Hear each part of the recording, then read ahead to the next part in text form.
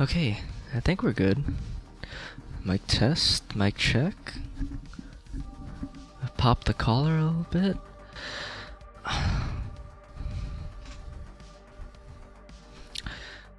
Alright. I won't say too much just yet. I'll wait for some people to file in.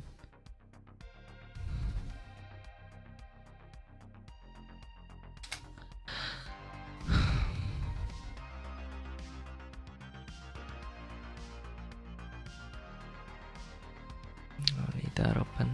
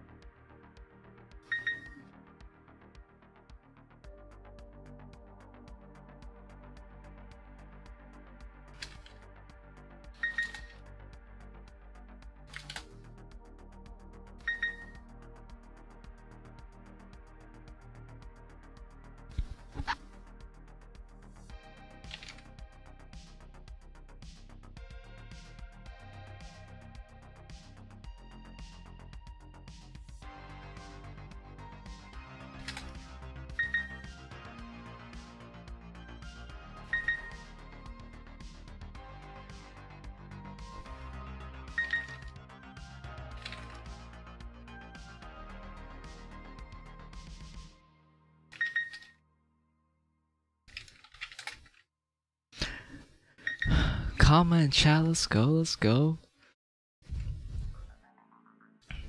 We're gonna get started here very soon.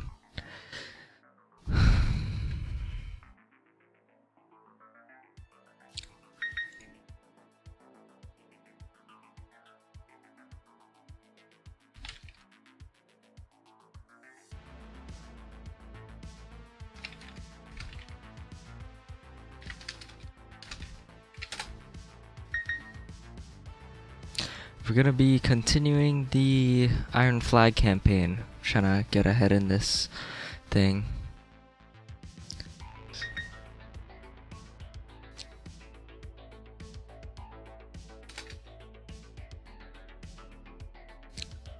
Yep. Bruh, War Thunder Wednesday. There is no War Thunder Wednesday.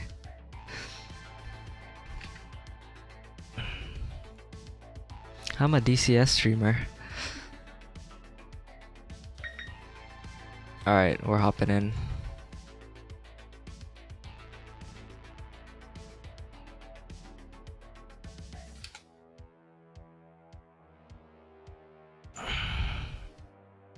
Ow, my back is like hurting. Are we live on? Yeah, we're live on YouTube as well. Let's go. Let's go. Who are we competing with today on the DCS stream? We got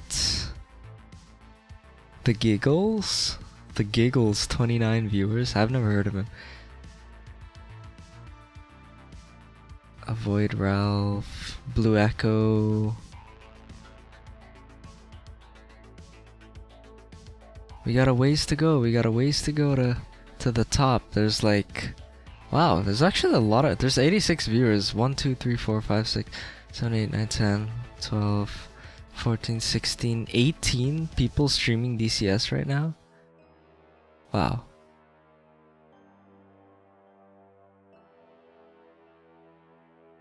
Wow. Okay. Anyway. So we're going to mission 6. Let me turn down the music a little bit. There's some intense music. Can you guys hear me okay? I think that should be fine. Mission 6 in this training sortie, pilots will take advantage of the unusual weather for Nellis Air Force Base and will practice ILS approach at near zero visibility. Wow, I've never done this before. So this is gonna be kind of hard. They will perform air-to-air refueling. Holy shit!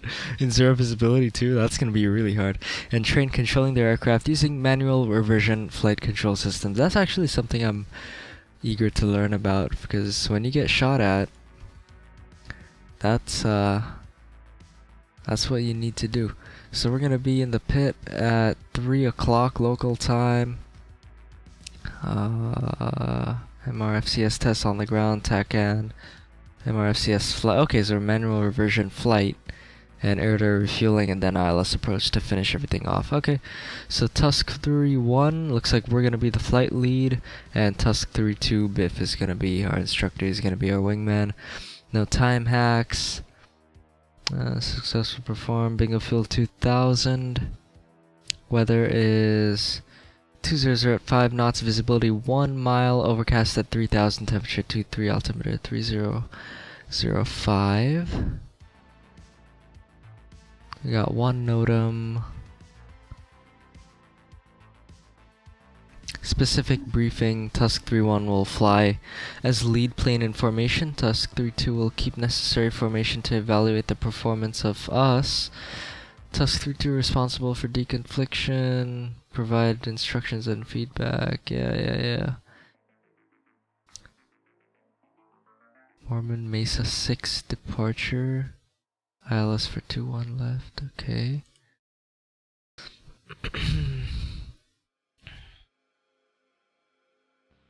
So it looks like we'll be doing some TACAN stuff. This is the routing.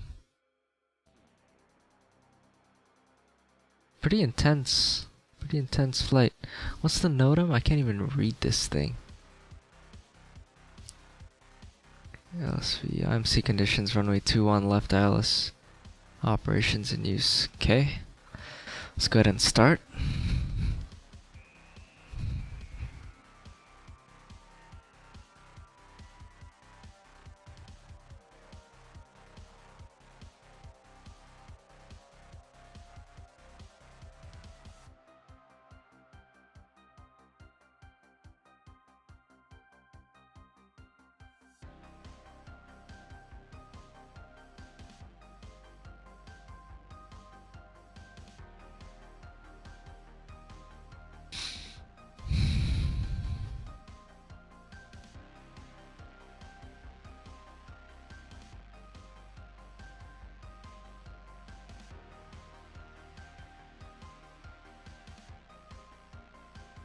Really? No way. Alright, ending stream. Thanks for watching, guys. Tune into AV868 on YouTube and check out the clips on Twitch. I'll see you next time. Time to raid Naria. Let's go.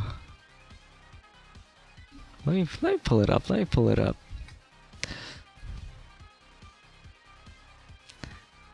Let me say hi. I'll do it on stream. That's the content we're looking for. Oh, never mind, it's an ad. I'm not gonna put it.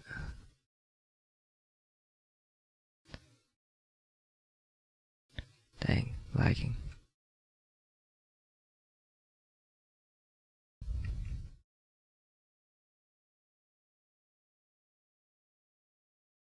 Team Sonic Racing. Yo, bro, sí, me acuerdo. Sí me pasó el auto. Wait, how do you say it? How do you say I am streaming Flight Simulator? So or oh, hola, fíjate. Wait, hold up. Let me pull. Hola.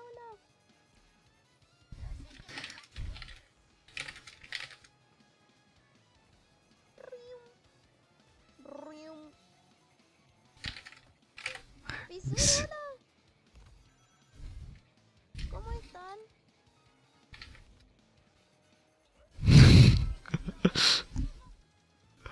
Did I say it right? No tenemos turbito.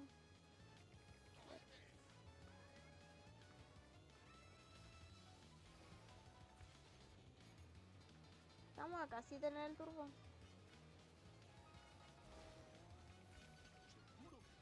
Salo. No. Amy se fue. Se fue, mami. I'll give the shout out. Ya, prácticamente Damn, let's go, let's go. Damn. Tesoro. Opa. Mi favorita VTuber. Ya, no me da lo... Oh shit. How's it going? We're observing a fellow streamer. Let me pop the shout out. Uy. No, Antes ¿por tenía. qué? Antes acá arriba. Aquí está mi cuenta. Esta es mi cuenta. Yo compré una cuenta, pero. Alright. No sé, That's a fun. mí me duraron los juegos como 2 meses. Sí. Aquí Check está her mi out, guys. cuenta. Check her out. Okay. Anyway, back to the mission. Let's go ahead and get started here. This is gonna be a tough one. I got the canopy open while it's raining. Since this is a very long mission, you have an option to skip to a certain part of it. To play the full mission with all components, press the spacebar. We're gonna press the spacebar. And just like that, we've set in stone a 2.5 hour mission. Oh man, I should have stretched my back first. Okay. Turn the battery and APU on and turn on your radios.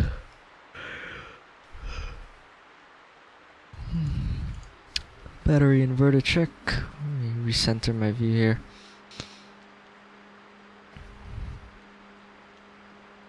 APU start. Yep, back in the A-10. A rainy day at Nellis Air Force Base.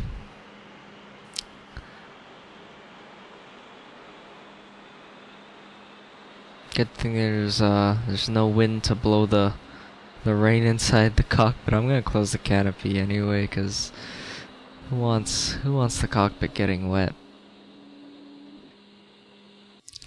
Let me make sure my volume is set here. Yeah, we're good.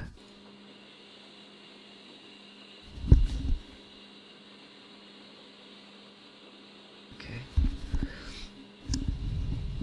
Volumes are set. You guys can hear me okay, right? Okay, APU is up, APU generator on. And let's go ahead, radios.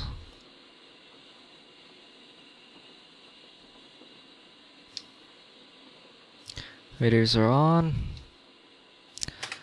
I'm ready for the radio check.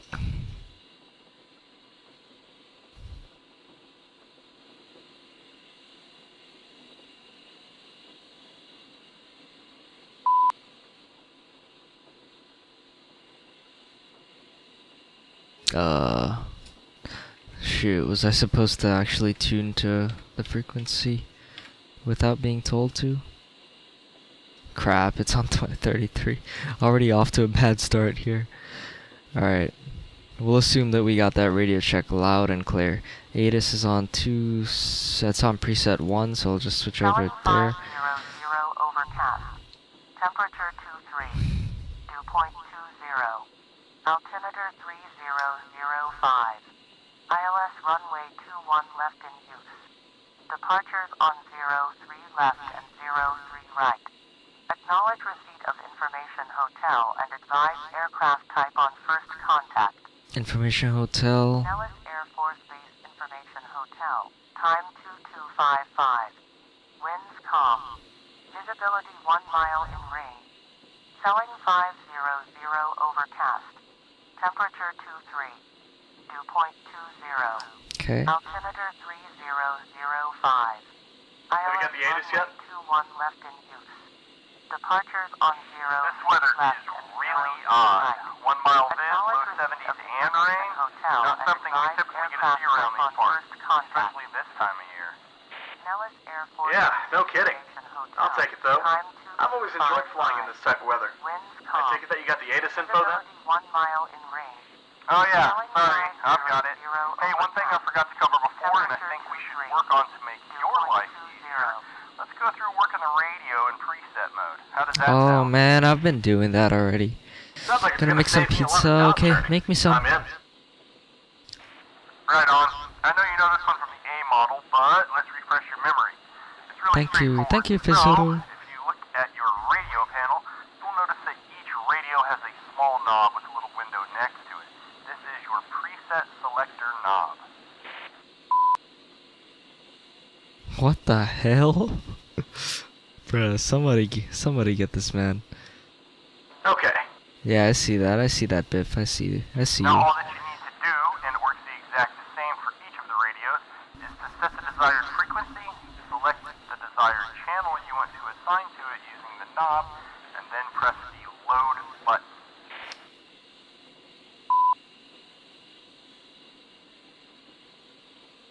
Set the assigned frequency, select the desired channel, and then press the load button. Got it. Alright.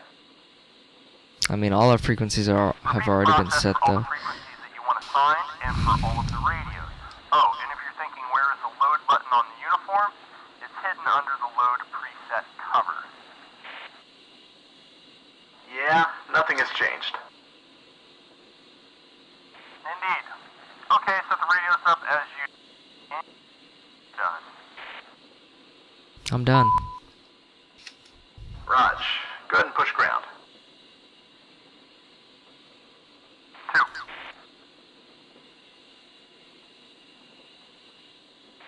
And the before taxi portion of your startup checklist, between your speed brake and SAS checks, you'll see the spot for testing the MRFCS.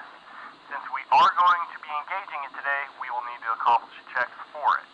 Go ahead and proceed with your startup as you would, and when you're finished, we'll knock that out. Sounds good.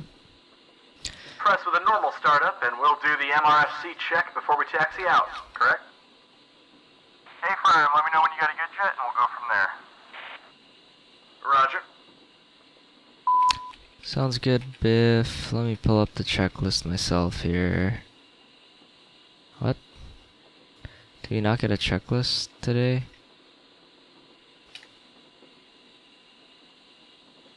Here's the departure procedure.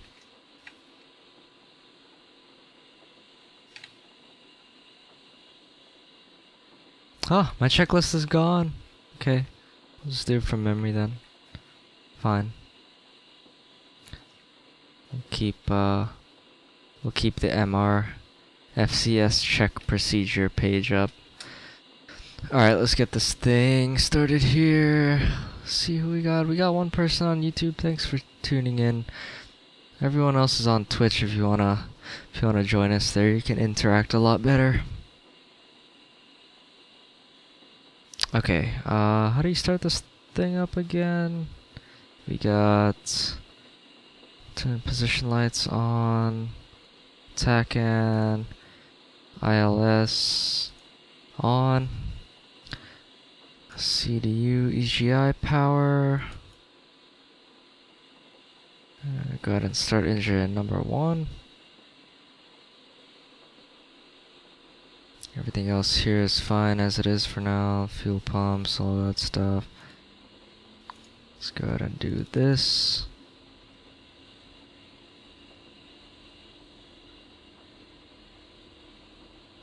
Fuel indicators tested.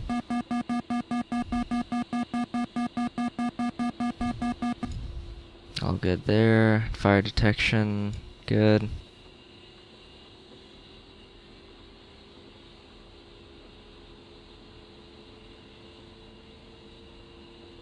Got a good start coming on engine number 1.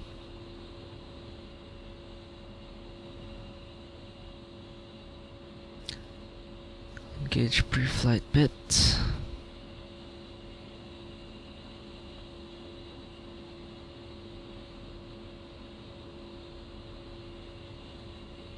We could probably just wait for the normal align.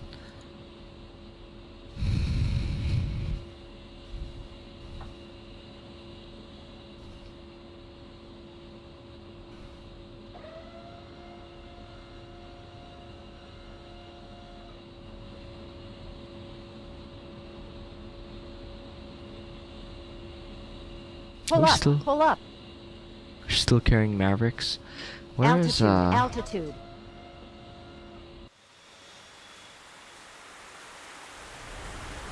Where's Biff today?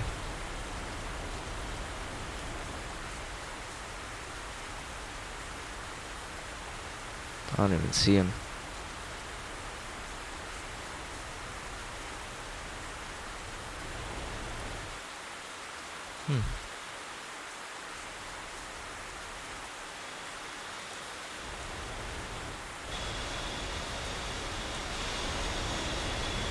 It's kind of interesting. Okay, should be good to go there. Got the alignment going on, starting engine number 2.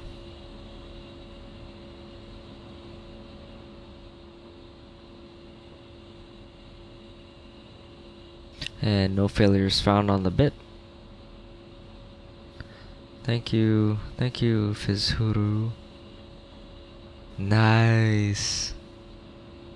Nice. What video? What Expo video? I think I've seen all of them, honestly. You could just like binge Nexpo so easily. And Gen 2's coming up.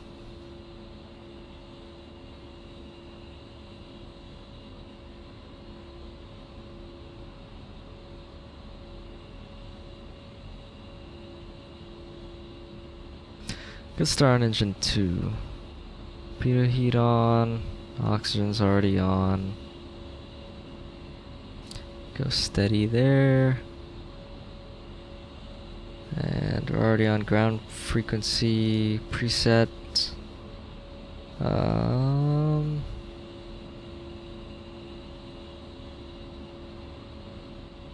Just waiting on the alignment. Disturbing things from around the internet. Nice, nice. Those are good.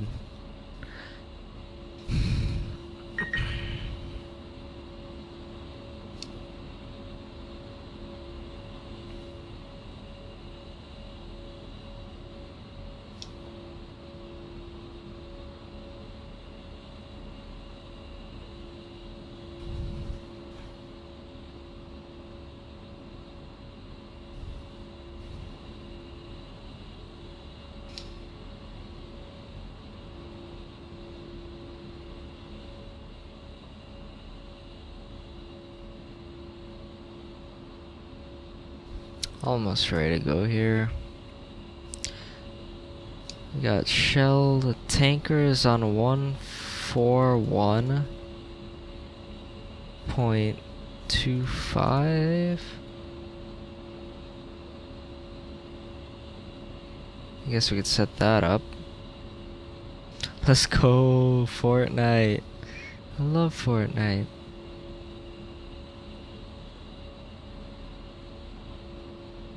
Right, okay. Good there, takeoff trim is pressed. And we got a good alignment.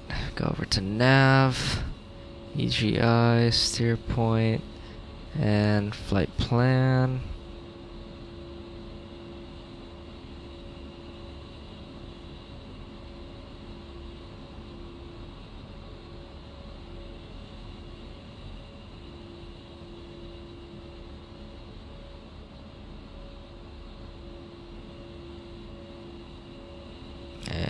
Probably good there. Let's see what else.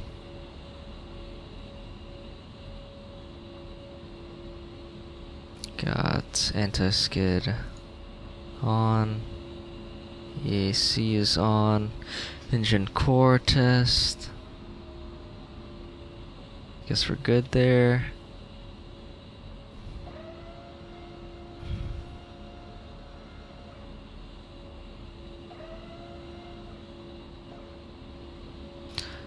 And seat not armed, APU generator off, and APU is off.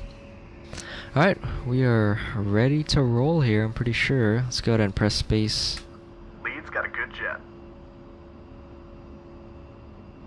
Nice. Okay, again, the MRFCS check would have normally been done in the before taxi section. We skipped it and are coming back to it now so that you and I can go over it together. with that being said, let's go ahead and have a look at that process. Let me know when you're looking at the manual reversion flight control system, ground check procedure on your kneeboard, and you're ready to proceed. Yep, I'm ready.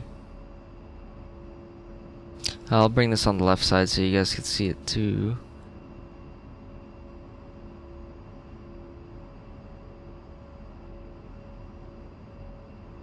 Ready.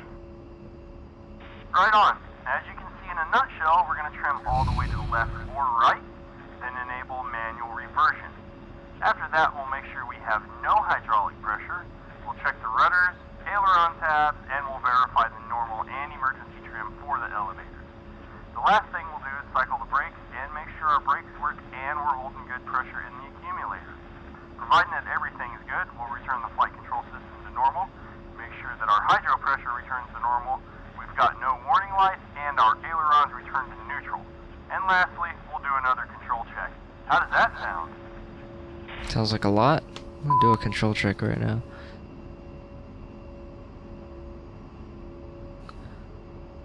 Well, I mean, I guess I'm ready to proceed, but I hope he walks me through it. Sounds pretty long, but easy enough. Easy enough, really? Opening new follow steps. Start with trimming aircraft to full left or right, and then enable the manual reversion system. Alright, so we're gonna go full left first. Let me get this out of the way. So we're gonna trim full left. It takes a while to trim full left.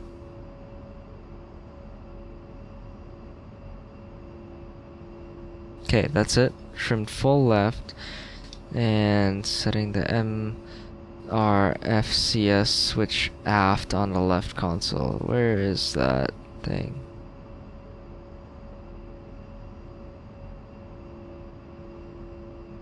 This one? Yeah, okay, switch aft. Wait for the ailerons to fall. Press spacebar and ready to continue. Okay, they just fell. Nice, nice, nice, nice. Okay, ready to continue. Chief, ready MRFCS check. Jumps are in. You're clear on flight control. Alright, when cleared, stick full forward. Nose down. Stick center. Full aft. Nose up. Okay. Stick to center.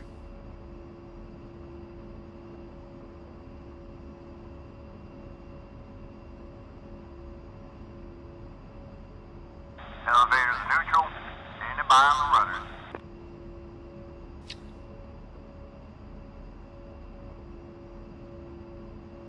Ready on the rudders.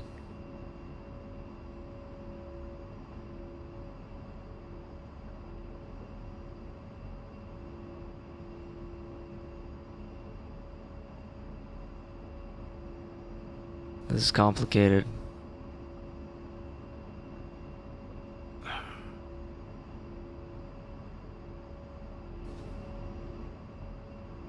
Nothing? Okay, gonna go rudder right. Rudder right.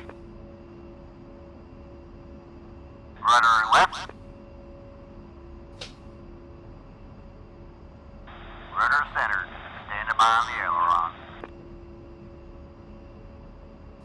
Full stick left. Left tab down. Right up. Left tab up. Right down. Here's the trim. All control in the clear. Okay, trim nose down. Trimming nose down. Stop. Ready nose up. Trimming up. And stop. Ready on emergency trim. Okay, press emergency trim nose down. Trimming nose down. Stop. Ready nose up. And up. Trim it up. And stop. Here we go on the brakes. And ready on the brakes. Sure, you follow instructions of your crew chief and press the brakes. Press and release the brakes as told, okay? Raj. Brakes are on. Brakes off. Off. Brakes on. On. Brakes off. Off. Brakes on. On. Brakes off. Off. Brakes on. On. Brakes off. Off. Brakes on. On. Brakes released. Stand Nice. by. Let me check the accumulators for you. Yeah, you do that. Thank you, crew chief. Standing by for return to normal flight controls mode and controls check.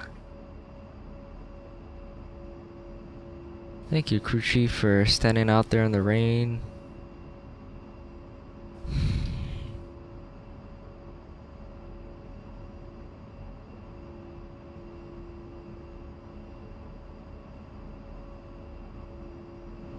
Alright, sir. Both systems look good.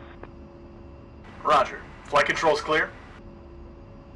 All controls are clear.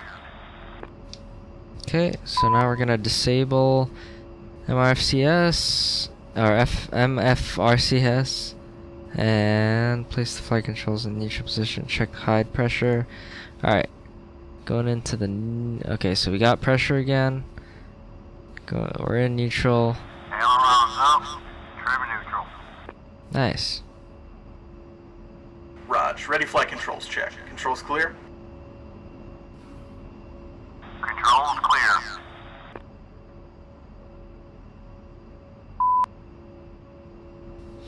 Full left, full right, full up, center, full down, rudder right, rudder left.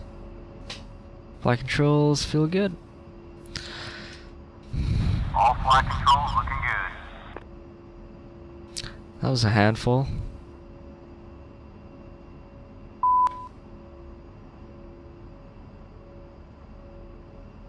Lead's got a good jet. Two same. Okay, going over the plan again for today. First, we're going to get out of here and push into the NTTR. We'll probably head up to Elgin and Sally to work with the manual reversion. After that, we'll push north to Caliente and meet our tanker Shell. He'll be in the 641 Alpha track in that area. We'll grab a little gas, and with that, we'll then look at heading back into Ellis and shooting an ILS approach. Fun. Sounds like a good time. Yeah, it should be. We'll more than likely fly the Mormon Mesa departure out of here, and we'll be using the ILS approach for 2-1 left. We've not flown the Mormon Mesa 6 departure yet, but you should have it built into your flight plan, so just follow the waypoints. Or, if you want to be a badass, pull up the tack in and fly it from the plate. Really? Sounds good. I think I've got it in my knee board. Yeah, it should be in there, and you should also find an ILS approach plate for 2-1 left in there as well. I would do it, but I can't see the damn thing. Flight plan for all the approach fixes. Do you have waypoints in there with shit like Razzi, Sheet, and Chris towards the end? Give me 1 second, I'll check. Yep. I got that. Place to leftish. Okay, yeah, it looks like I've got a full flight plan then. Good deal. I know it looks like one hell of a flight plan compared to what we're used to, but something like 10 of those waypoints are used for the approach by itself. And we'll talk more in depth about that stuff when the time comes. Uh-huh. Let's pause here for a bit and have a quick chat about TACAN navigation and stuff. Yeah, let's do We'll that. tie some of it into our departure plate since it makes good sense. I know we went over some of this shit early in your training, but we're going to go back through some of it and also talk about some new stuff since it's going to be up to you to navigate the jet through this soup. Ready to proceed? I'm ready. Just let me set my TACAN here. I think 12 X-ray is the TACAN for Nellis? I might be wrong. Yeah, man, let's do it. Right on, man. Alright, on the right console, you have the TACAN operation and control panel. While you're eyeballing it, you'll see the ILS control panel just above. The TACAN panel is pretty straightforward. At the bottom of it, you'll find two channel selector switches, which you'll use to, you guessed it, select your channel. In between them, you can see the test button. To the right of the channel selectors, we have a mode dial with 5 different settings, and in the upper portion, we have your channel display window. Yep, easy. Sounds simple enough. Yep. Okay, so for those 5 selections on the mode dial, off is just that, off. REC is receive only. If we're in receive only, we can get bearing, course deviation, and station ID only. No ranging information will be supplied. TR is transmit in receive mode. In this mode, we will get everything that we had in receive only mode, and we'll add ranging information to it. When we get into doing our fence checks, we'll talk about emitters and TACAN being one of them. When we fence in, we'll want to ensure that we're not in either TR mode and actively transmitting. We also have 2 different air-to-air modes, AAREC, which is used for finding takers, and AATR, which is used for range and bearing information between 2 aircraft. Sound good? Sounds good. Yes, sir. Well, quick question. Why don't we use AA transmit receive so we also get range to the tanker? Yeah. We don't want to use transmit receive because if everyone's using it, the tanker's TACAN may go Tango uniform. So, in an effort not to overload it, we just use receive only. If you need ranging info, you can pop it over into TR real quick, get the distance, and slide it back over into receive. Make sense? And ready to move along? For sure, for sure. Yeah. Let's continue. I had no idea. Alright, how about we go ahead and get the TACAN on and have a look at the Las Vegas 4 TAC at 116 X-ray.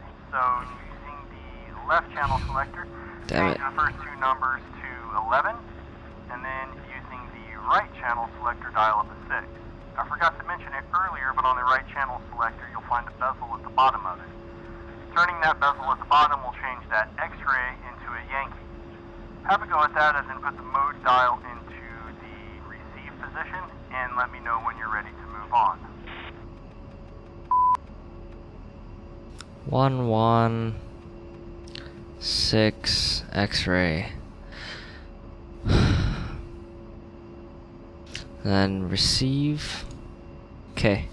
Alright, ready to proceed with training. I forgot to mention the volume knob on the top right of the TACAN panel. Turning that knob down will bring the volume of the TACAN down, or you can use the TCN knob on the intercom panel over on the right console. Left console. Pushing in the button turns it off, and turning it lowers or raises the volume. You can use either, it's up to you. Hang with me, I'll eventually get my shit together today. It's funny. Wait, so if I like scroll up here. Alright, okay. I hope so. I'm supposed to be learning from you. Yeah, on that note, going on to the NMSP to press that TACAN button and you should see it illuminate. Verify that for me, please.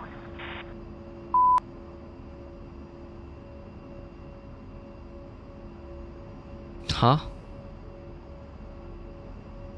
NMSP. Oh, down here you mean? Yeah, sure.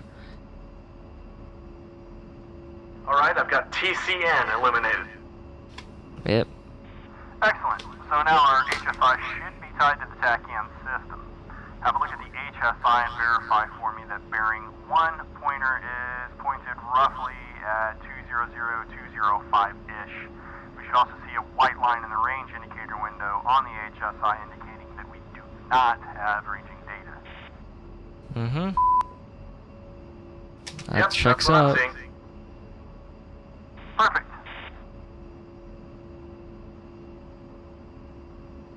Cool. For what we're going to be doing today, we're really just going to be concerned with flying radials and our distance from these TACAN and VORTAC stations. On the topic of TACAN and VORTAC stations, they're basically the same thing. TACAN's for the military and VORTAC is civilian VOR DME. In the A-10C, we have the ability to use both of them.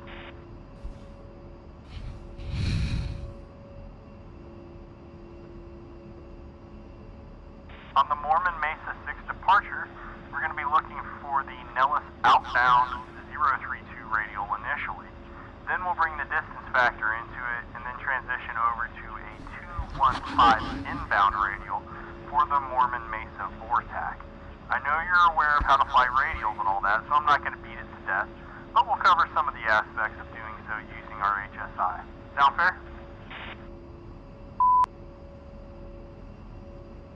Yeah, man, that sounds great. Let's press.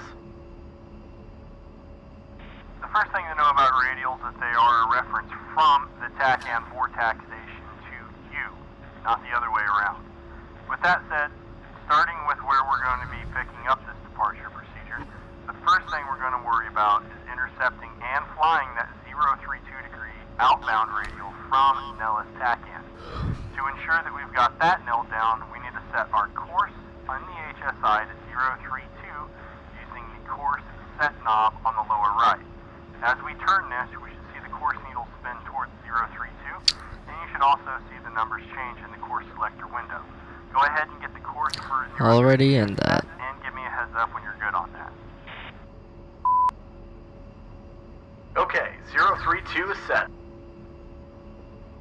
Raj, with the HSI set for 032, we've told it that we want to be on a course of 32 degrees from that TACAN station.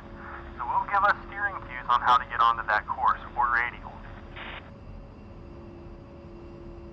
What we'll see happen is, as we take off, our position in relation to that station is going to change. We'll have to steer the jet around until we position ourselves on a bearing of 032 degrees from it.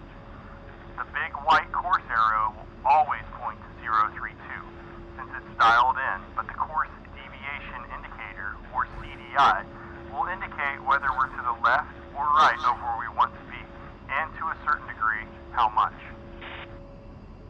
Kind of lucky today that the winds are not so bad. With not having a crosswind trying to push us off of our desired course of 032, the heading that we're flying in the jet should not differ too much from that. We should be able to fly a heading of or close to 032 and maintain course. Just get the CDI lined up with the course arrow. If the CDI is slightly to the right, it means that you are slightly to the left of where you need to be. Steer to the right and watch for the CDI to line back up with the course arrow. After you've got the CDI and course arrow lined up, then line up the course arrow with the lever line pointing straight up and down. You'll probably have to chase them around a little bit, and that's okay. It is not generally something that you can just line up and forget about. You're going to have to work to maintain your alignment on the radial. Mm-hmm. Roger. After we're lined up on 032 outbound, the next thing we're looking for on the Mormon Mesa 6 departure is getting to Zenax and transitioning from a 032 outbound radial from Nellis to a 215 inbound radial on the Mormon Mesa VORTAC. Zenax is going to be 12.1 miles out from the Nellis TACAN and on its 032 radial. So, while staying on that 032 outbound, we're going to glance over at the range indicator window on the HSI. Once we see it hit 012, indicating that we're 12 miles out from that TACAN station, we're going to tune into 90 X-ray for Mormon Mesa on the TACAN panel. Then we'll change the course on the HSI from 032 to 035. This should give us steering cues for flying inbound on that 215 radial. Yep. Makes sense. So we're flying 032 outbound from Nellis for 12 miles, then transitioning to a 215 inbound radial off of the Mormon Mesa VORTAC. Yep, that's correct. I forgot to mention it, but since we're flying inbound on the 215 radial, we're actually setting the course on the HSI for the reciprocal of 215. minus 180 gives us that 035 course. If worse comes to worse, don't forget your steer points in the flight plan for both Zynax and Mormon Mesa Vortex. Just fly to those steers and you should be good to go. Oh, that's One more cheating. thing on the HSI and radial stuff. Near the center of the HSI and along the intended course line, there are two little white triangles. These are your to from indicators. You'll only see one at a time, and they indicate if you're flying toward or away from the station.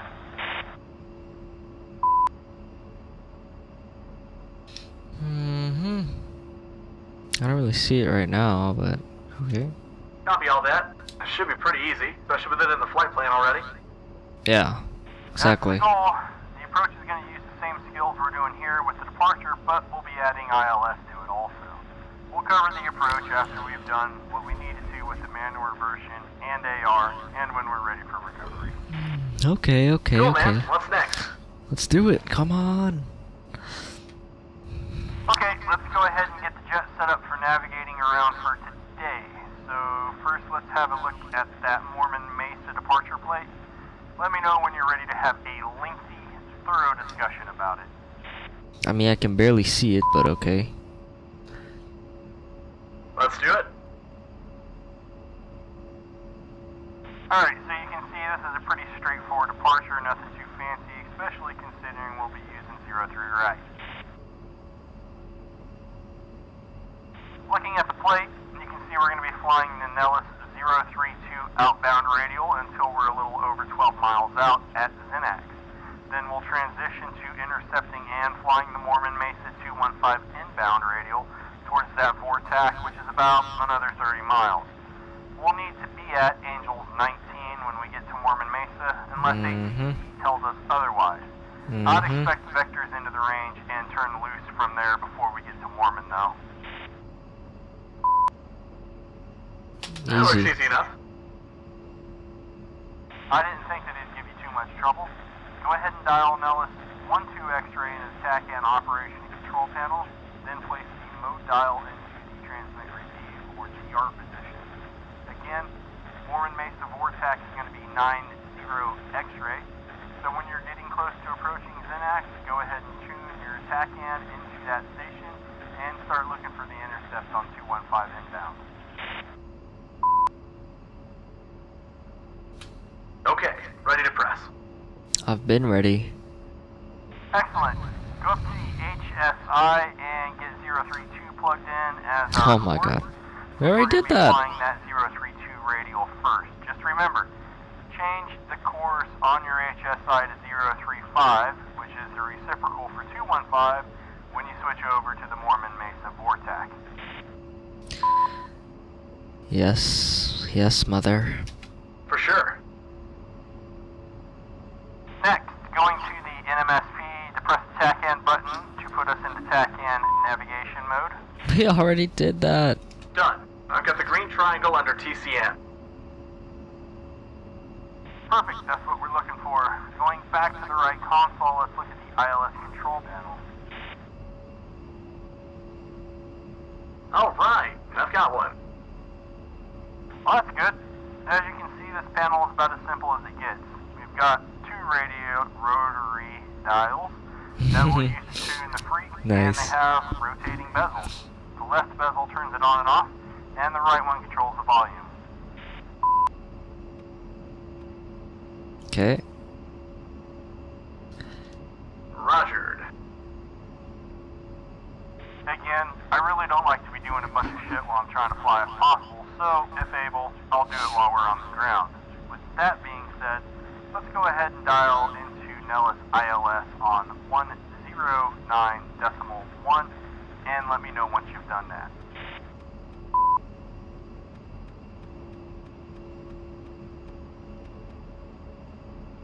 One 109.1 set. I've got 109.1 set in the ILS.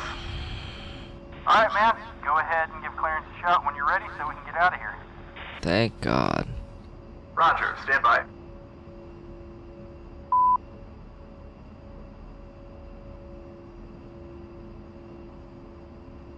Clearance delivery on push button 2.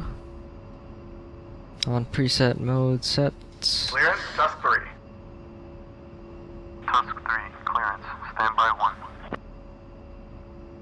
I hope it's an easy 4-2, coming. clearance. Cleared to Mormon Mesa via Mormon Mesa 4. Departure as filed. Expect range entry through Ravelli North. Climb and maintain Angels 10. Departure on 385.4.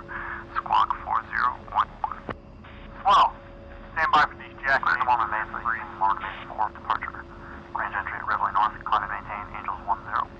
385.4 for departure. Squawk 41. Correction. 4011. 42. 42, readback is correct. Good day. Break. Tusk 3, send it. Tusk 3 is going to be IFR to Sally. Tusk 3, clearance. You're cleared through Mormon Mesa using the Mormon Mesa 4's departure. Entry through Elgin. Climb and maintain Angels 12. Departure on 385.4. Squawk 4031. Cleared up to Mormon Mesa via Mormon Mesa 4. Departure. Expect entry through Elgin. Climb up and maintain 12,000 12,000 feet. departure at 385.4. Squawk 4031 for Tusk. Tusk 3, that's a good readback. Switch to ground 275.8 at your discretion. Good day. Ground at 275.8. See ya.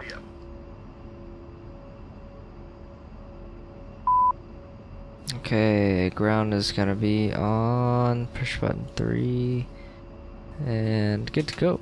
Switch grounds. 275 on 275.8.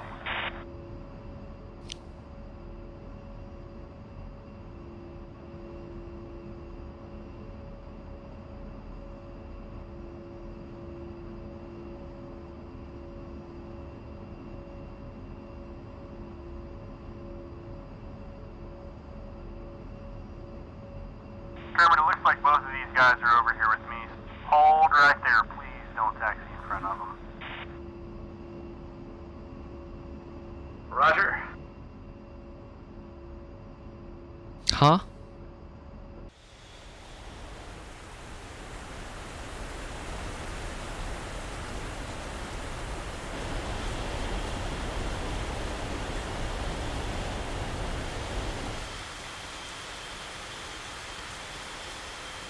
I didn't even get a taxi clearance yet, so we're good. What are they carrying? Captivate Nines, Mavericks. Everyone's carrying Mavericks for some reason.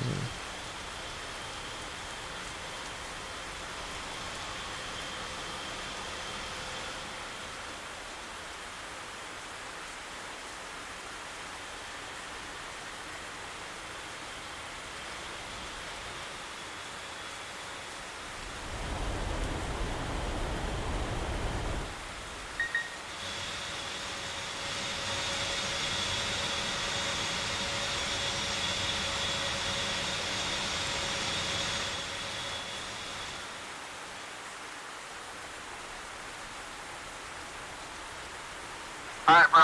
Get us taxi clearance. Let's get out of here. Raj, stand by.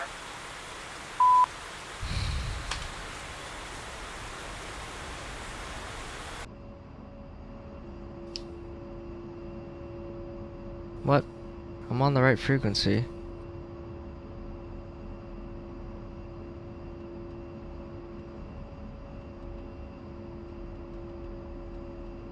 Hold short 03 right. Tusk 31. What the hell? Oh, so I still have to manually load these things? Seriously? But they're in the kneeboard. Okay, well, we're taxiing to 3 right anyway. So departure is gonna be 385. I gotta set that up first. 385.4 on 5. Load. Okay, now I should be able to go back to 3 on preset. Let's go.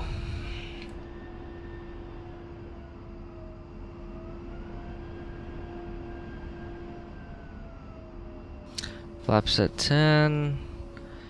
And a skid on, text light on.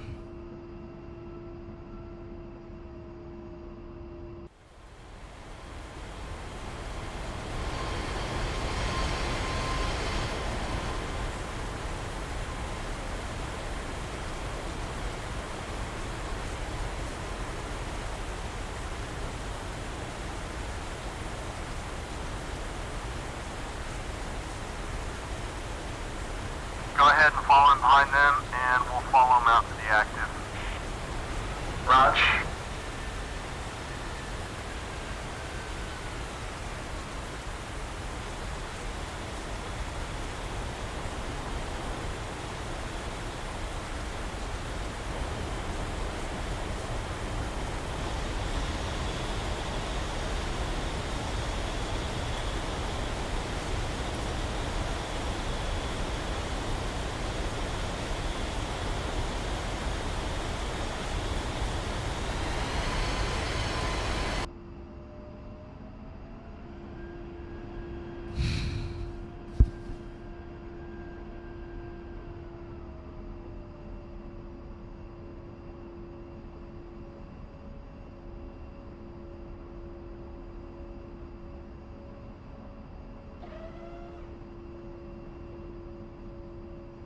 Get these labels off for you guys.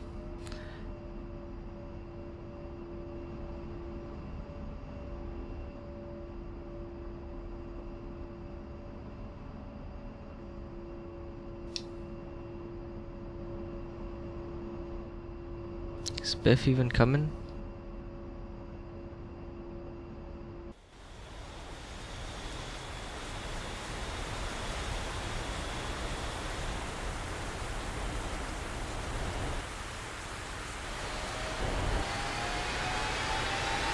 He's just now moving.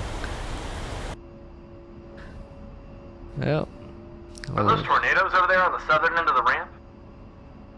where? Yeah, I think so. There was a French C-130 to the right coming out of Thunder. I must have missed Yeah. that. Yeah, I think they're getting ready for a flag, so units will start trickling in. Ooh, I think interesting. they're gonna start getting busy around here then, huh? Oh, hell yeah. We got some time, though. I think the Brits are bringing in their Tornadoes, France are going to bring in some Mirages, and the Poles are going to bring some of their Vipers over, too. Usually the foreign nations will show up stateside a ways out to do some other training before the flag. You know, to spin up and get more bang for their buck sending all their people over here. Pretty good Nice. idea. All that because of what's going up in the Persian Gulf? Yep. I wouldn't be surprised us going over there in a few months from now.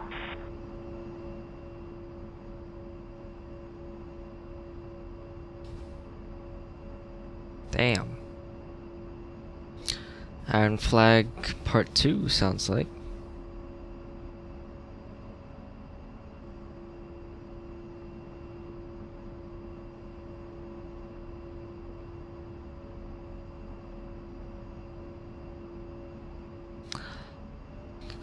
Is he behind us by any chance? No. He's still slow.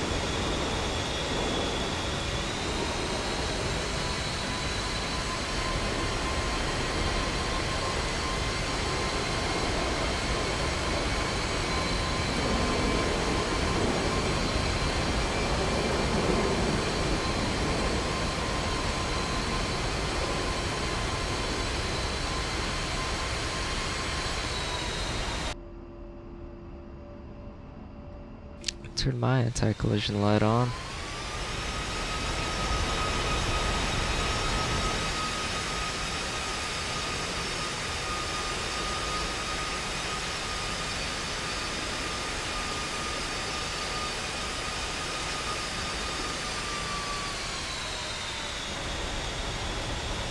He's already on tower. Switch over to tower. Tower's on 327.7. 327.567. And that's gonna be on what preset? Preset 4. Preset 4. Load. Set. And go.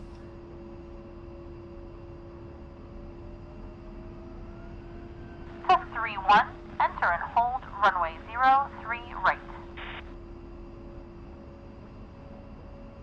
Enter and hold runway 03 right for Tusk 3.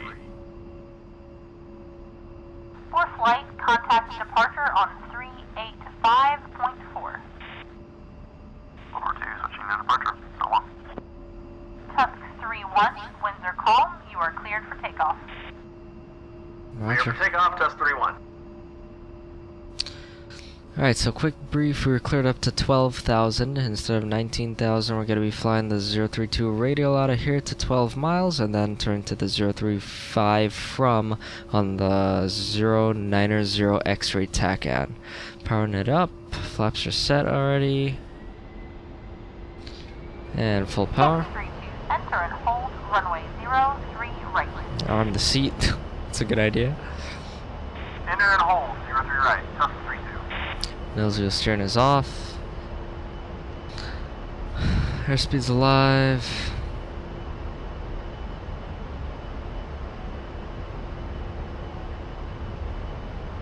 Tusk 32, winds are calm, you are cleared for takeoff. Tusk 32, cleared for takeoff. Gear up.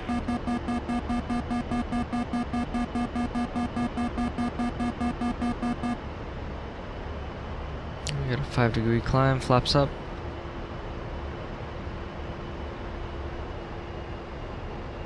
And I'll climb out at 180. Let's go ahead and come right a bit. Try to pick up that radial.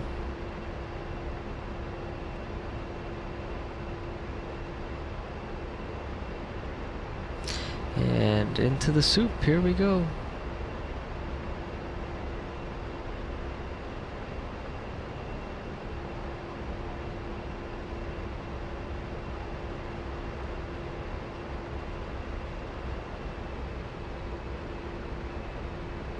Alright, landing lights coming off.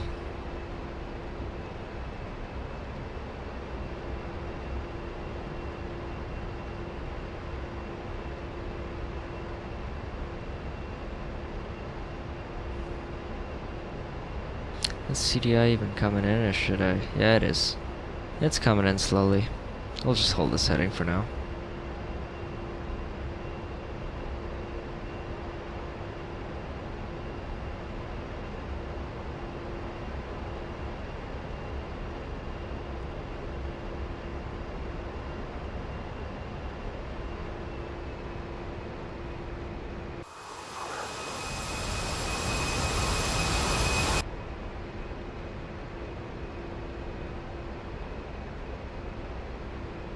Ooh.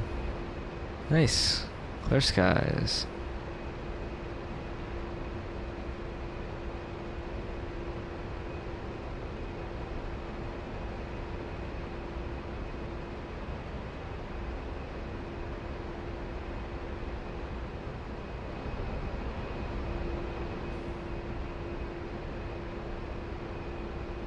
Still waiting on that CDI.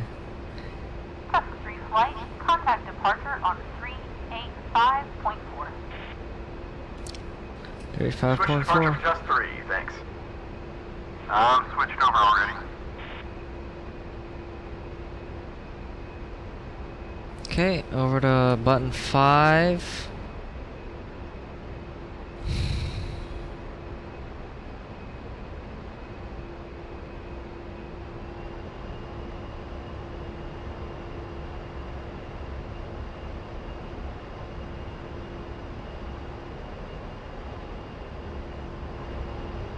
Is it seriously? I thought I set this one.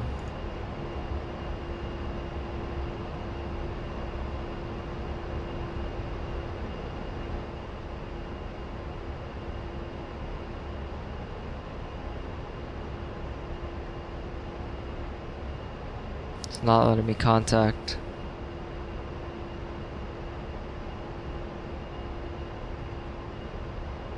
Maybe I should come left just so I hit the waypoint itself.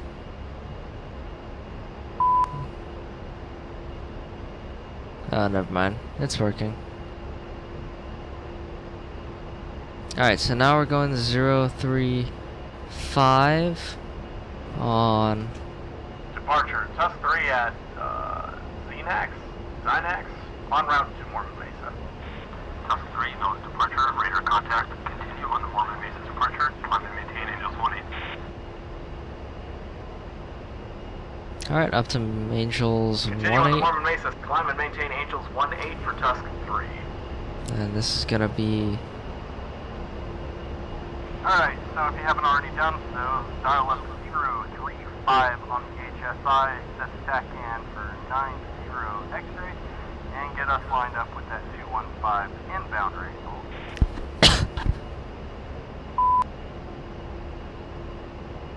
Roger. From here, we're just going to follow whatever the last instruction was until they tell us something different. Where are you? Oh shit, there he is. Beautiful. So we didn't go lost wingman there. Nice. Be cool if we could do formation takeoffs in DCS with the AI, but the AI is too dumb.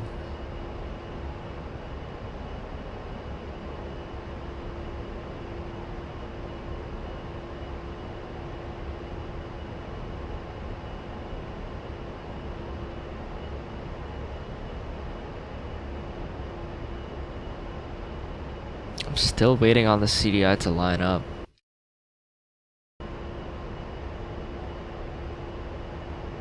Should I come right more?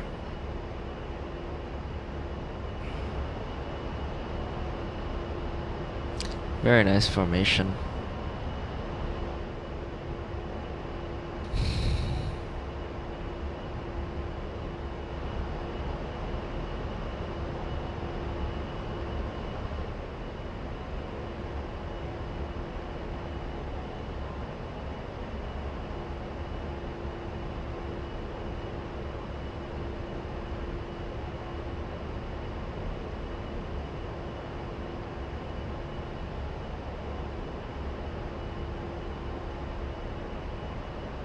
Okay, now I'm gonna start my turn.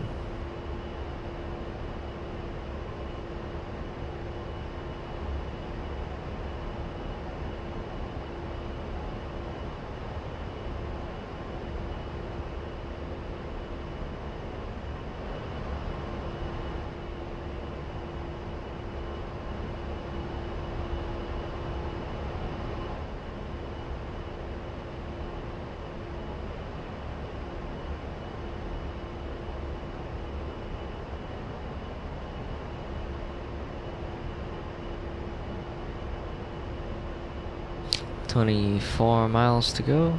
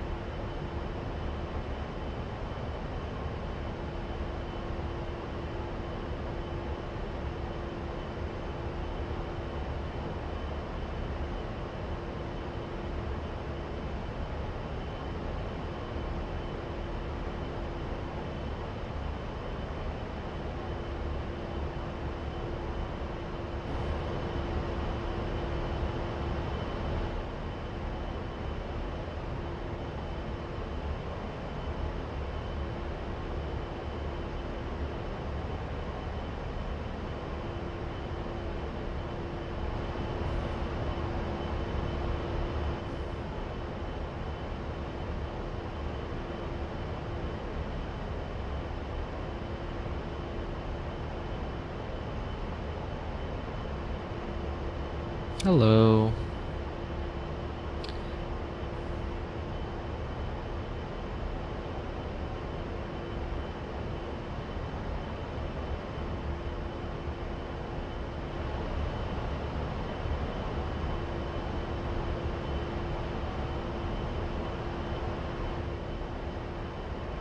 Talk with tree, Nellis departure, switch blackjack at 377.8.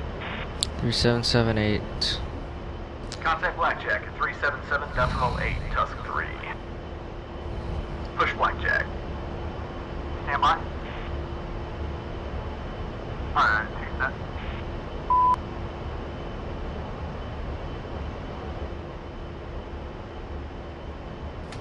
Blackjack Tusk 3 with you 10 miles southwest of Mormon Mesa as fragged.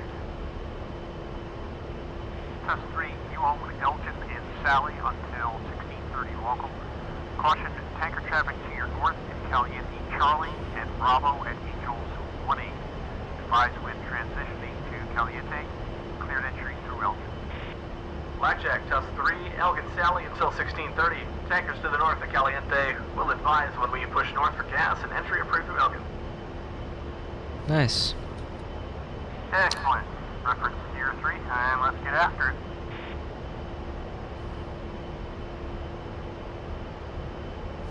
Alright. Coming left.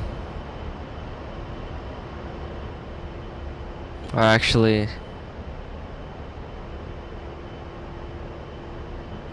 I guess we should finish the rest of the waypoint first, right? Let's level out here.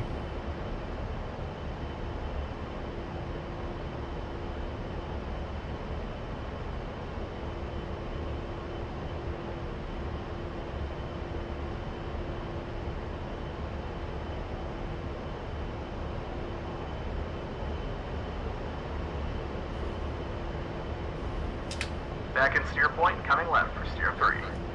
Okay, I guess we're going. We're going. Steer 3 is going to be our northeastern marker for Elgin, and Steer 4 will be our southwesternmost point inside of Sally.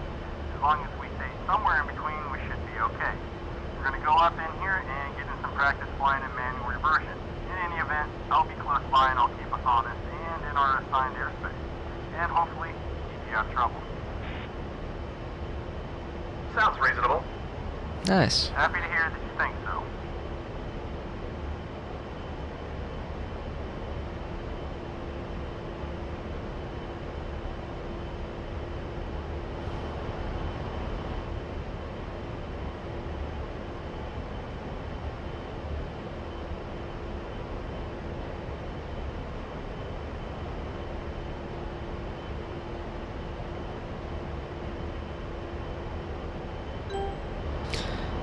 Autopilot is on.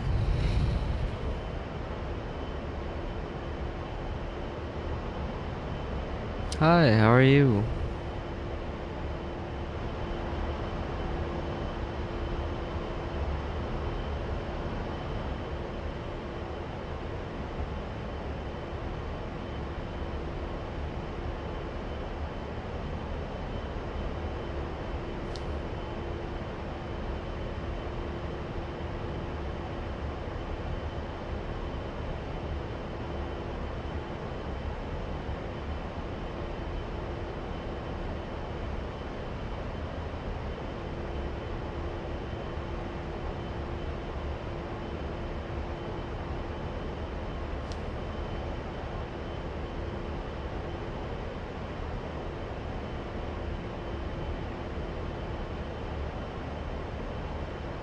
Oh, probably put some music back on.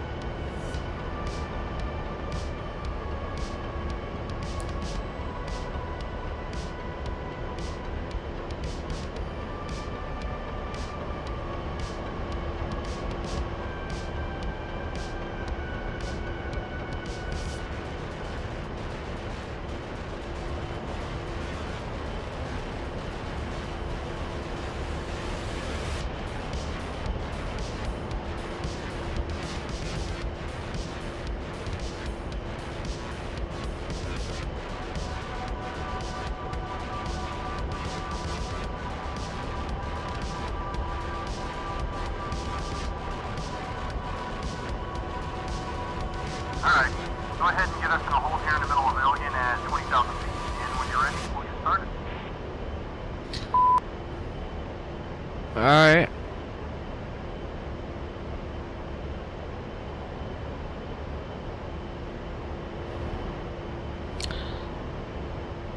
Well, let's start a climbing left-hand turn.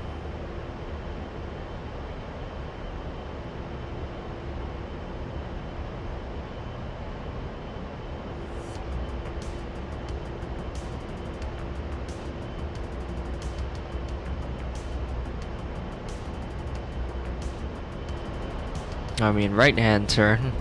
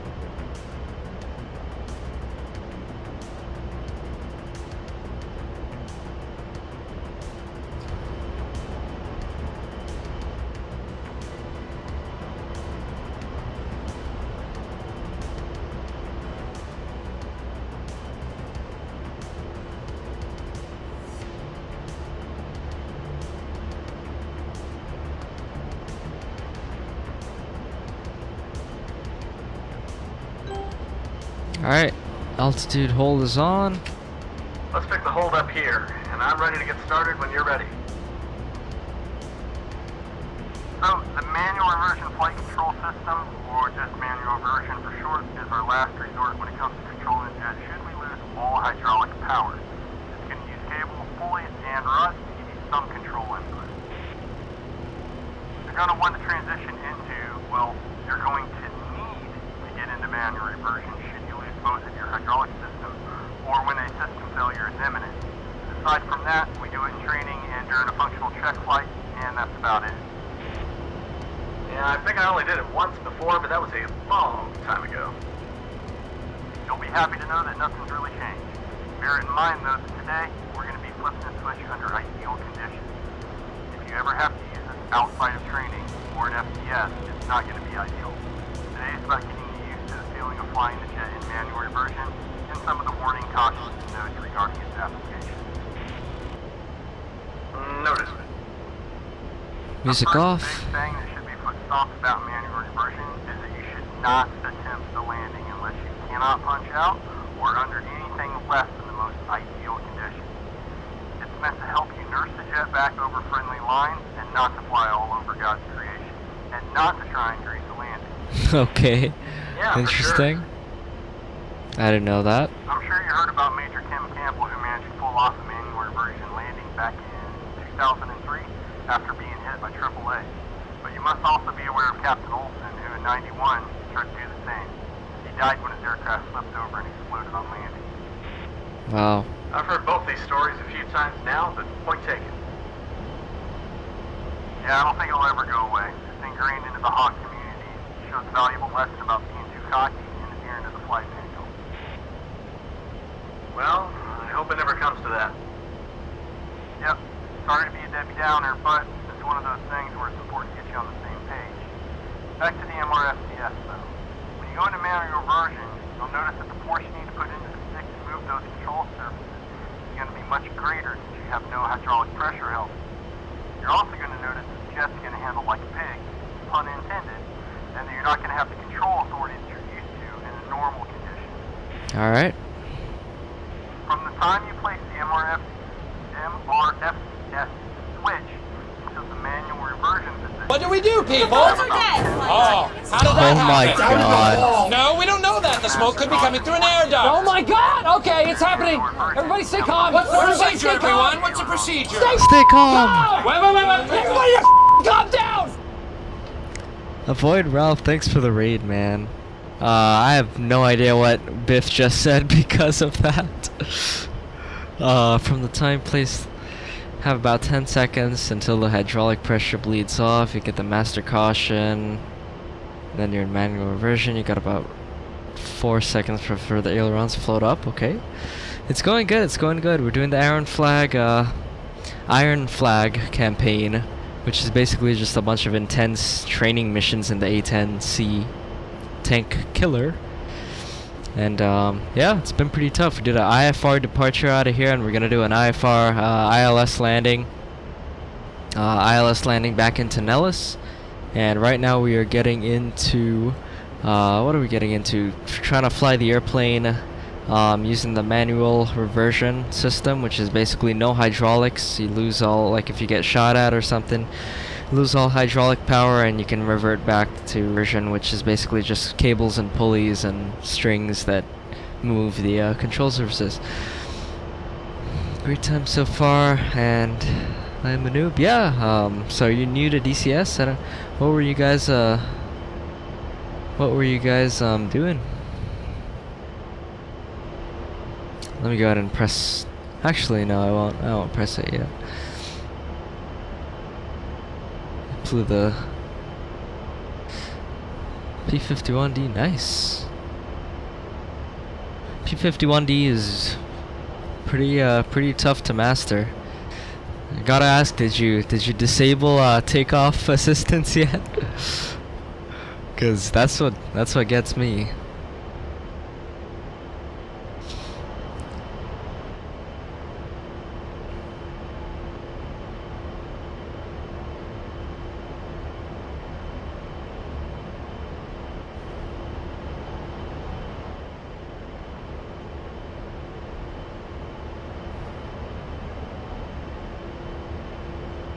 Yeah. Nice. Yep, it is tough. Takeoff assistance makes it really easy to take off and land too, as you know, because it's got the rudders for you, but the rudders on that thing scares me. And I am not an expert in the P-51, but it's fun. It's fun to fly when you can get it off the ground. Okay, let's go ahead and continue here, see what he has to say. Yep, I'm tracking. I'm tracking. Excellent. So aileron float up transition. Yeah. From the time you lose hydraulic pressure, your ailerons are going to start to float up from their powered neutral position. If this were to happen instantaneously, we could see anything from a -2 up to a positive 6.8 pitch, Jesus. depending on CG, airspeed, power settings, etc. Fortunately for us, the good folks at Fairchild Aviation have the sense to put in dampeners in the ailerons to tame this down a bit for us. I guarantee you'll see a pitch change when the ailerons float up though, so anticipate that. Okay. This is all very interesting because I've never flown the A-10 in manual reversion before. I just know that it's there, but I've never flipped that switch and tried it. So. Okie doke. Hey, thanks for the follow, man. I appreciate it. I appreciate it. We're actually driving the trim tabs on the aileron, which in turn fly the aileron and give us that thing. Okay. Yaw still function the same, just with more effort. Also, the only thing you're going to be able to trim is pitch. However, the aircraft is really sensitive to pitch trim input, and it tends to overreact to those inputs. It behooves you to get the jet stable and add in a little bit of trim at a time. Let the jet restabilize, then add more if needed, versus adding a bunch at once, and then trying to fight the nose back up or down when it violently pitches. Makes sense, I Yeah, that don't guess. sound like fun. That don't sound like fun. No, not at all. A very important thing to remember is that pitch trim inputs will be reversed.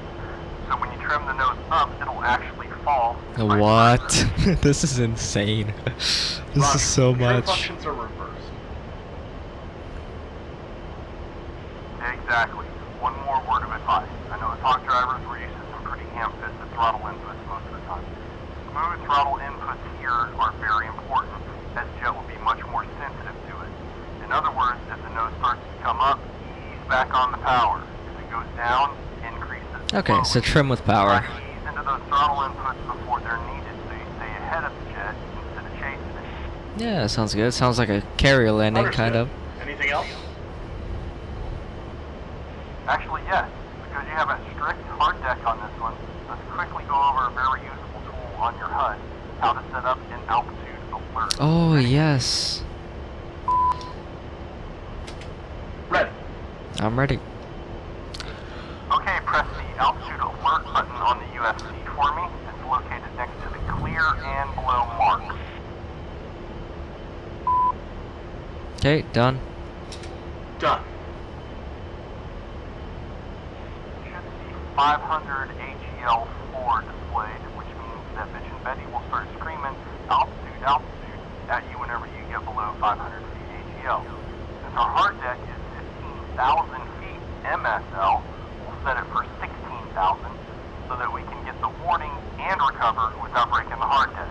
Press the altitude alert button once more or twice until you see 0 MSL4. Okay. Okay, I can see 0 MSL floor now. Good. Type 16000 on your scratch pad and then press enter. It should change to 16,000 MSL. Mm-hmm. It has indeed. I'm following. I'm doing good, guys. So now, whenever you get to 16,000 feet, you'll hear Betty and you'll know you're damn close to the hard deck. You better disable the manual reversion and get back up. Oh, if you press it for the third time, you'll be able to set the maximum ceiling in the same manner. So the possibilities there in the hog are rather limited. Yes.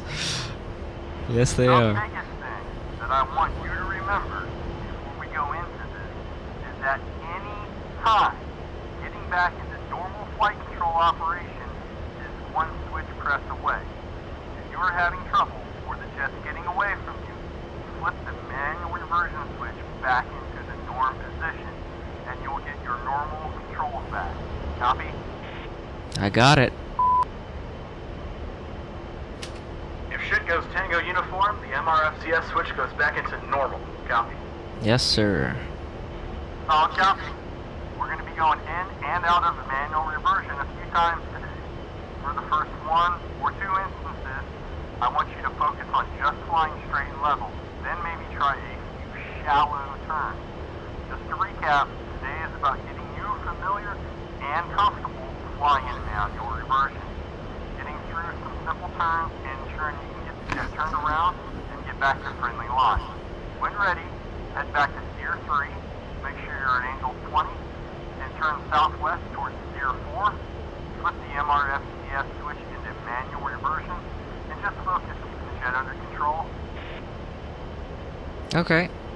I mean, he said Angel's 20, but the text says Angel 15, so I'm gonna hold it at Angel's 20, and we're gonna do that. So make sure at Angel's 15, staying above Angel's 15 doesn't really make sense. So Angel's 20 it is. We're gonna turn towards steer point 3 here. I'll turn the autopilot off since we're gonna be doing some hand flying anyway.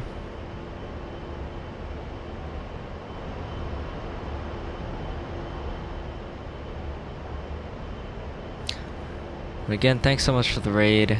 Thanks for tuning in, guys. Hopefully it's not too boring for you. There's really not a lot of... There's no combat in these missions. It's just really training around Nellis and Nevada. But the campaign is really well done. The dialogue is superb. This guy, Biff, feels like he's a real A-10 pilot. Just because a lot of the dialogue is based on stuff that real A-10 pilots have said.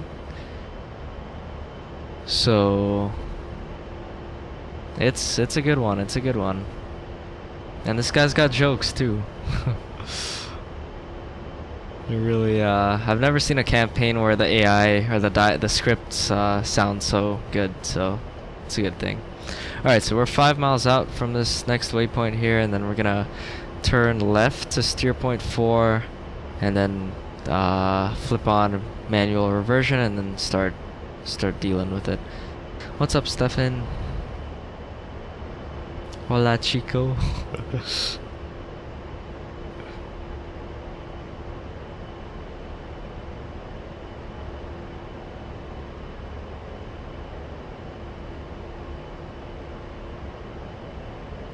see how precisely I can fly this.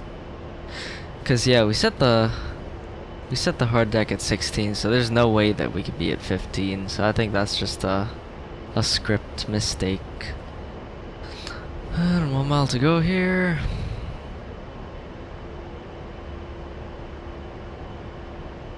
Coming left.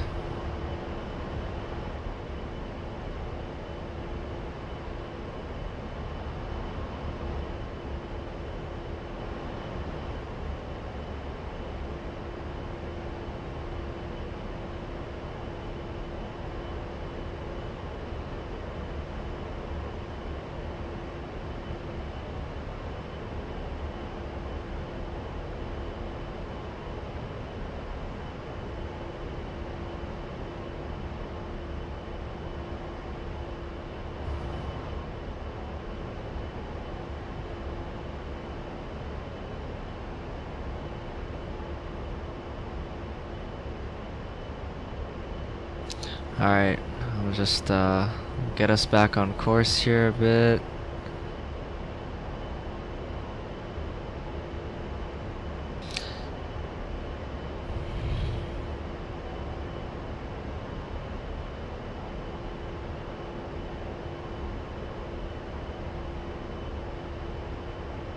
Alright, we'll come right under manual reversion.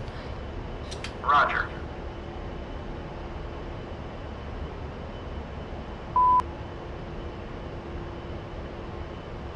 Okay. Okay, I'm in position, headed towards steer 4, ready to proceed. Cool, man, let's do it. Just remember, if it starts getting sketchy, get out of manual reversion and into normal flight control and recover the jet. Raj, here we go. Alright, let's see how bad it can be. Manual reversion is on. There's the master caution. And holy shit, there it goes. Okay. So trim down. Oh shit. So trim down is up. Trim up is down. Okay, I got it there, kinda stable-ish. Oh, Biff went off to the side, thank God. Alright, I'm not bad here. Oh, so I'm gonna give it a little bit more power. I'm trying to fly it with the trim, really. Which is proving to be...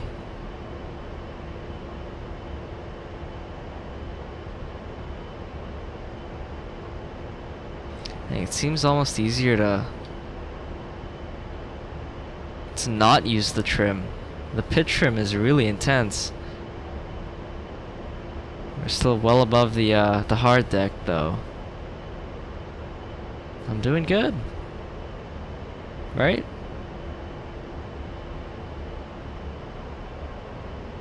I'm gonna give it a little bit of nose down, just a touch. Wow, even that was too much. I'm going back.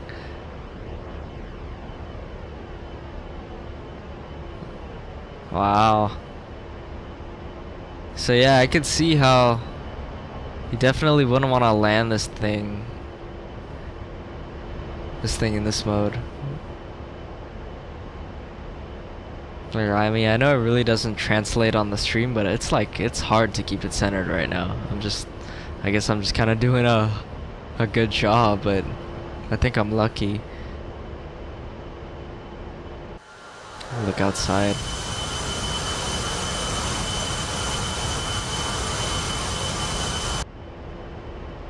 Wow.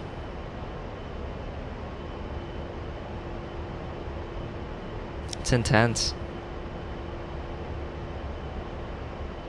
I think I got it though. I think I got it under control. I'm gonna try a few turns. I'll do a little less turn here. Very slow turn. Where is Biff right now? I don't even know where he is. Okay, I could pull back on the stick a fairly good amount. Omega 38, this is the Iron Flag campaign. It's pretty much just a bunch of intense training missions in the A-10C. There's really, there's no combat. Although we will get to drop bombs and fire the gun later on, but this is really just diving into some deep knowledge on the A-10C. Very well done campaign by Baltic Dragon. Coming right. So right now we're flying under manual reversion for the first time.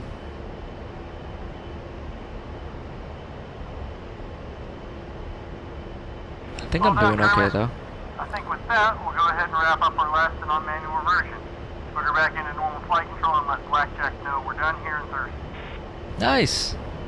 I passed! Thanks, man. Stand by one. That felt like a check ride almost. Alright, let me get this thing trimmed back to normal. Okay, there's my controls. I was like, what the hell is going on? So I guess it waits for the hydraulic fluid to fill back up. Alright, Blackjack is on... Pull up the missions here. We're on 377.8. I'm pretty sure I already have that set. So let's go ahead and start our turn to steer point 5, which is back that way. And we will go over to 6. We're already on 6. Blackjack Tusk 3, request. Send it. Tusk 3 is wrapping things up down here at Elgin, looking to press north for Shell. Tusk 3 cleared into Caliente Alpha and Bravo. Shell is on station bold 015-480. Advise when exiting Elgin. Cleared into Caliente Alpha and Bravo. We'll notify when we're clear of Elgin. Tusk 3. So their TAC-N is on 10 X-ray. I copy all. Roger.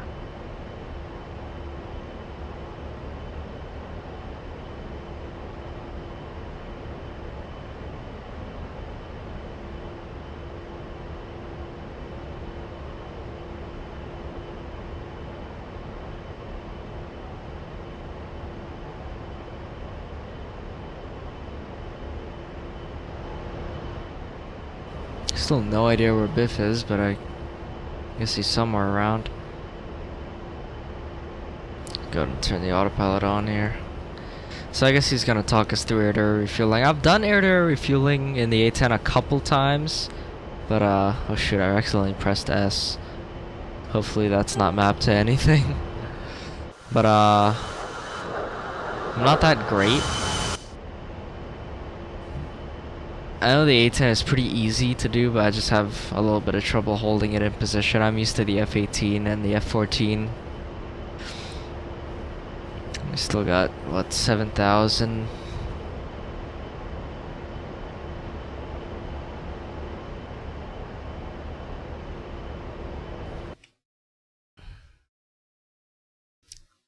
So we're gonna come this way and then get into Caliente Charlie.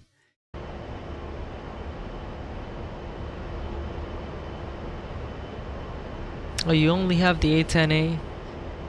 Yeah, the A-10C is, I've never flown the A-10A actually, but I love the A-10C.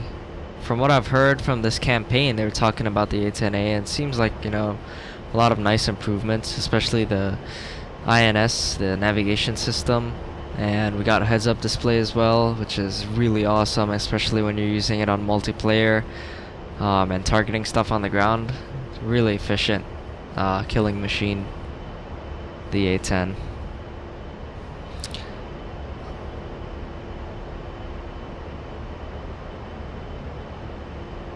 Congrats guys, thanks to the raid we are #1 on the DCS World Twitch category. You can pat yourselves on the back.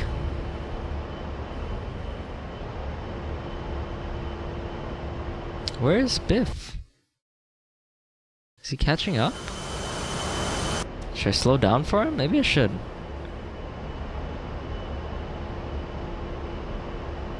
Yeah, I think it's my first time being like number one. I've been like second a couple times, but it's just cause there's no popular people streaming right now. I guess, but still, thank you for tuning in and watching me learn this stuff. It's been fun so far. This mission is supposed to last like 2.5 hours, and I'm not sure. I think we're like 1.5 in. If you could get like an uptime in the chat or something. But because we still got air-to-air refueling, and then we gotta turn back, and fly back to Nellis and do an ILS approach, which I've also never done an ILS approach in the A-10C, so that's gonna be new. But so far, I think we're doing okay. I think we're checking all the boxes.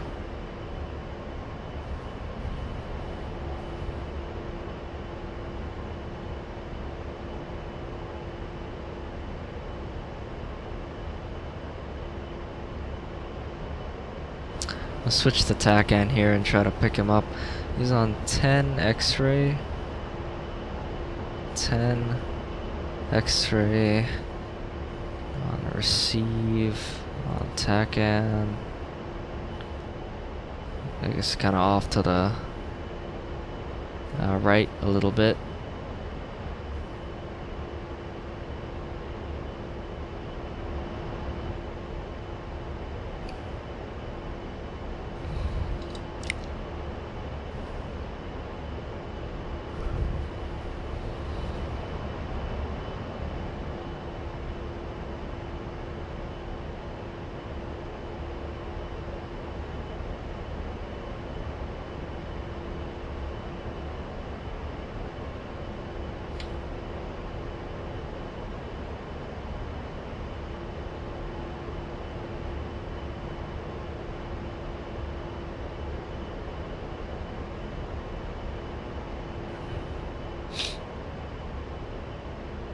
Somewhere out there is a tanker. Oh, there's Biff. Hello. Push the speed back up.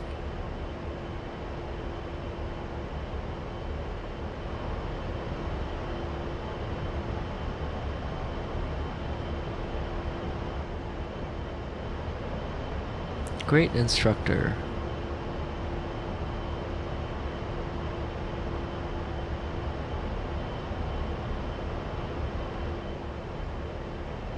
But yeah, manual reversion was kind of scary. I knew he said anticipate the pitch change, but I did not think it would be that intense. That was pretty crazy. That was fun though.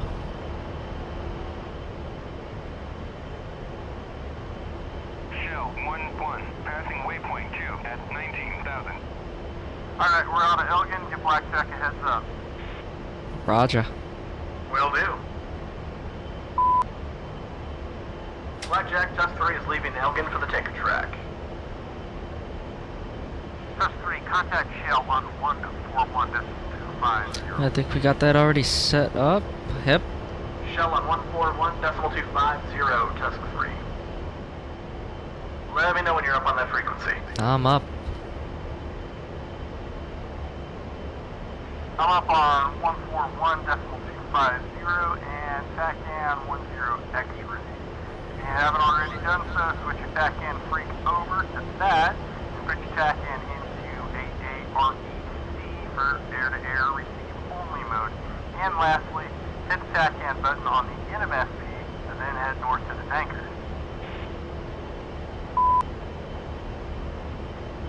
Uh-huh. Let's see. I got 10 X-ray in. So I should have...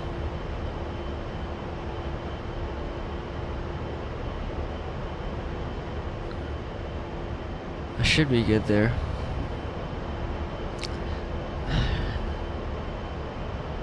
Gonna hit the rack. Thanks for the raid, Void. Ralph, seriously, thank you. Have a good night. And I'll be sure to check out your stream as well if you're gonna be streaming. I'll check out your page. Actually, let me do a shout out real quick so I can see you.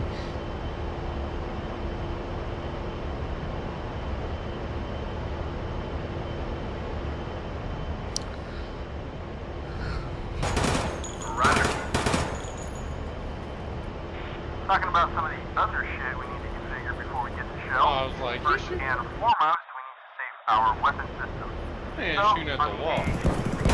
make sure that master arm, gun pack, I got him. and laser arm are all safe. I got him. Mav O off, and all stations in the He's distance sleeping. be selected. Confirm you've got that taken care of, please. Oh, wow. Hey, Rick, how do I turn on just Control. laser? The shadow thing is still kind of lagging, so I do apologize for that. I'll try to fix that later, but awesome. Alright, yeah, all switches are safe, sir. Stuff is safe or off. Cool. Next in the pre-contact check, IFF standby. Again, TACAN in AA or ECM pod in standby. Exterior light as required. Again, let me know once you've got all that under control. IFF to standby. Oh, I never turned the IFF on in the first place. My bad. All that is good. Good deal.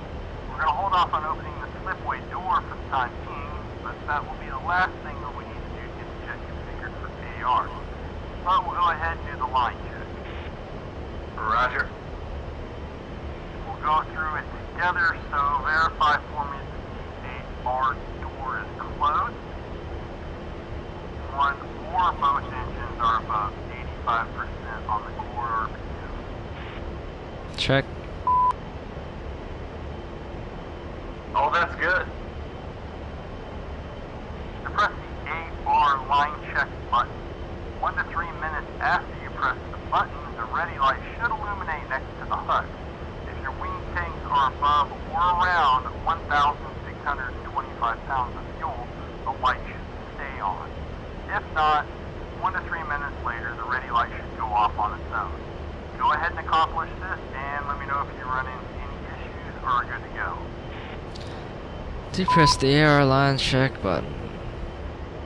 Alright, I think I depressed it.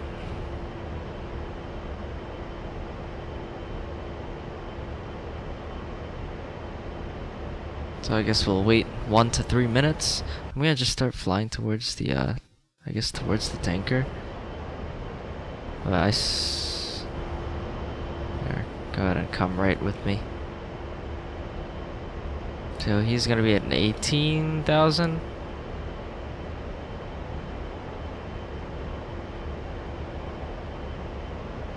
So we'll drop down to 18,000. Alright, I got ready. Alright, line check's good. Line check's good. Excellent. The way this is going to go is as follows.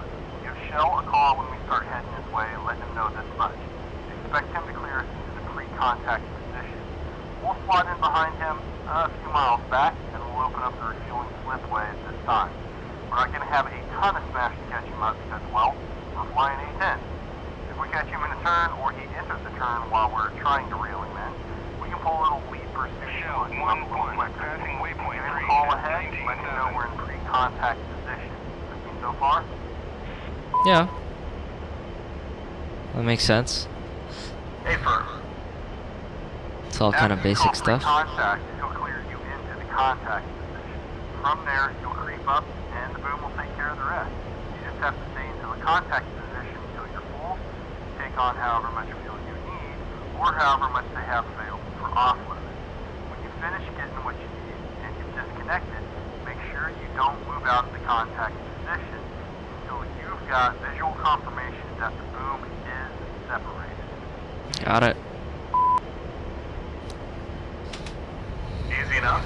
Been some time since I last did this though, so don't bust my balls too much if it ain't pretty. Also, Yeah. how close do these folks want me to be before I make that pre-contact call? No problem. I expect you to get discode and have to make a few attempts at it. Just be calm, patient, and know when to reset. And they like you to be pretty damn close for that ready pre-contact call. Not Thunderbird's close, but like, we can almost plug you right there. Alright. Roger. Any last minute pointers or words of advice? Always. First and foremost, get into that pre-contact position and trim, trim, trim. If they're stable, get that 0 rate of closure, trim the jet and see which way it goes. Trim it some more, see if it's still stable. If you're not trimmed, you're going to be fighting the jet to stay in a position that it don't want to be in the entire time you're on the boom. So, should I be trimming? Yes. Maybe. Lastly, Maybe. if things aren't looking right or you're struggling, Hilarious. back off into the pre-contact position. Stabilize, take a breather, and re-attack when you've calmed down. Go Why ahead is... and get us heading towards the tanker, then give a shell a call and let them know when you're heading their way. It seems like my tech end isn't working. But I am on 10 X-ray.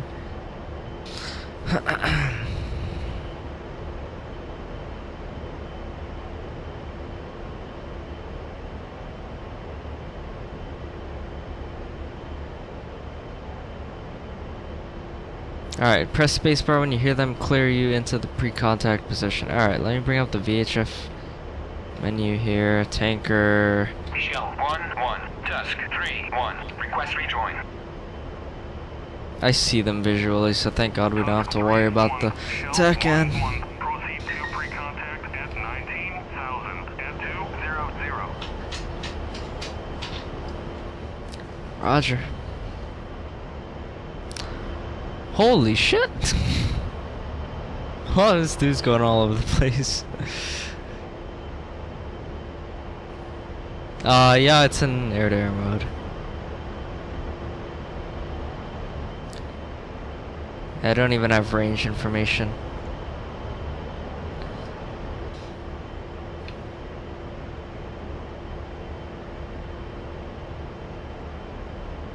Something's going.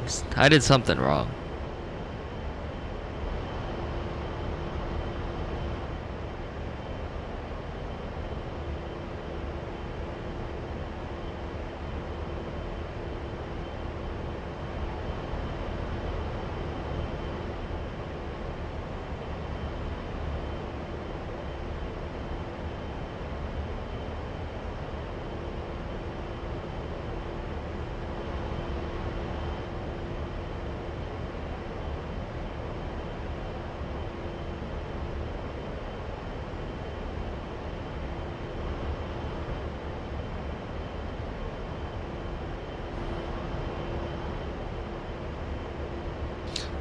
Well, I'll come up on his left first, and then I'll swing into that pre-contact, and...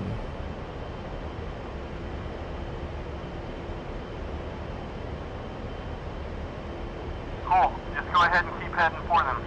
Every now and then, pop the TAC in into transmit receive and get a range on him just to see where we're at. Once you get inside of 20 miles, start looking for him. The 135 is pretty large, and some of the bros can spot it that far out pretty easily on a clear day. Will do. As you remember, I'm sure, with the boom plugging in right in front of us, it does a pretty good job of blocking our view of the indexer lights on the tanker's belly.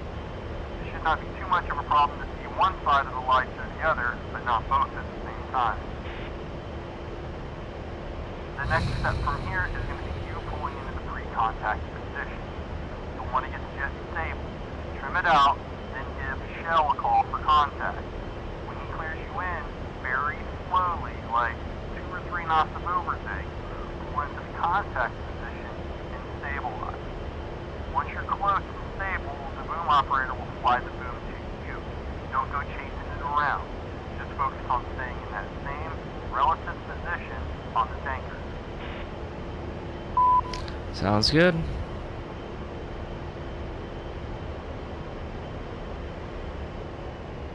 Looks like we got a bunch of overtakes, so I'm gonna dump some speed brakes here actually.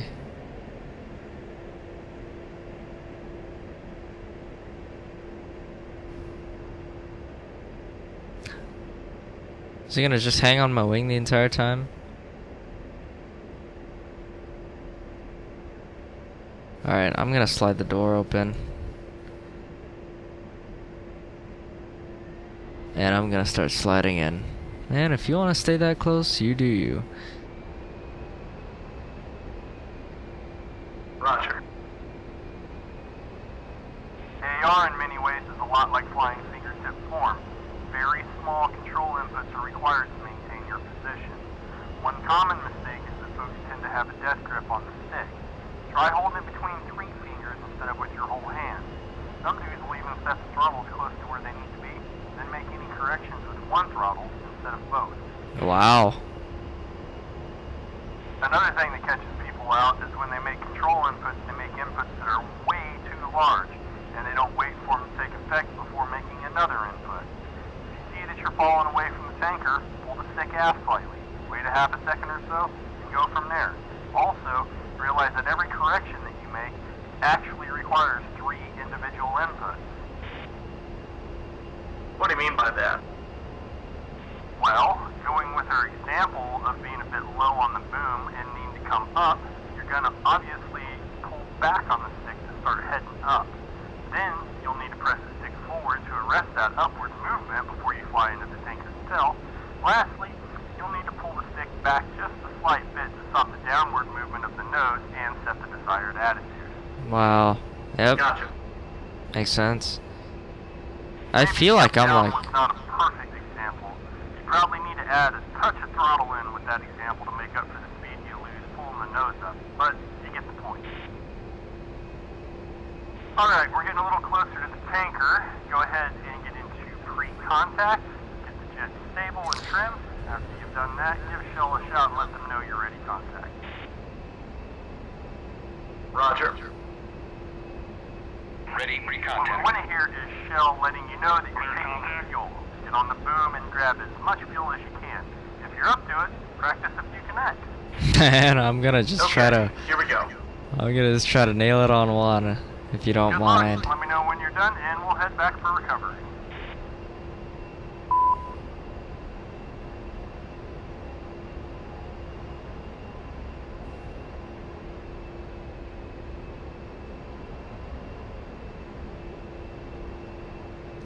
Alright, so we're cleared contact, so that's good. I'm just trying to like look, we're going low.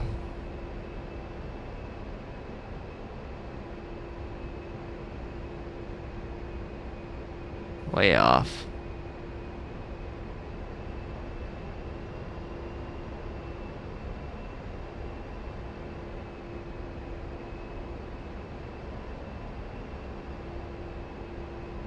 What's this guy doing?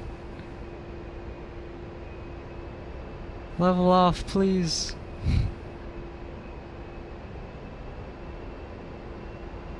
Alright, I just need to fly a bit closer, I think. I think this should be a pretty good,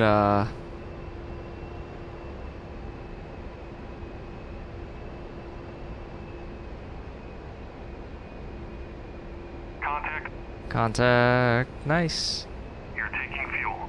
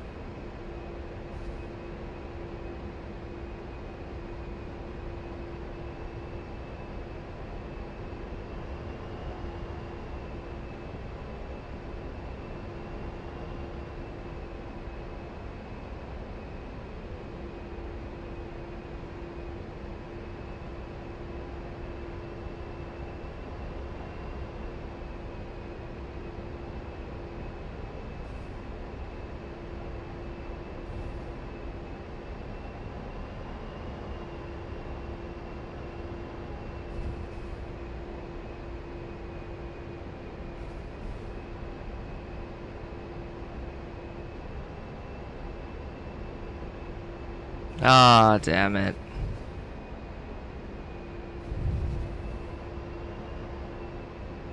Alright, let's try it again. I had it. I was doing good.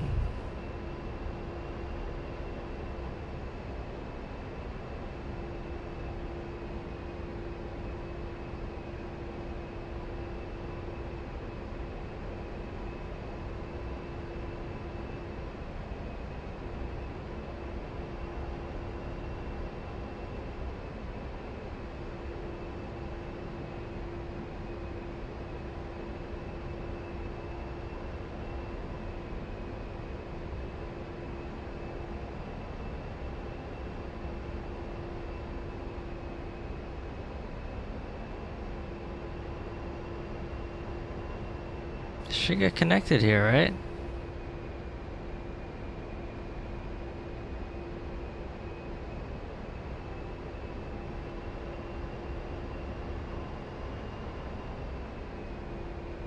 Maybe I need to back off more first.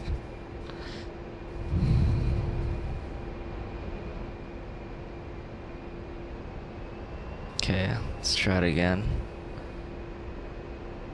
Or maybe I need to, maybe it's bugged.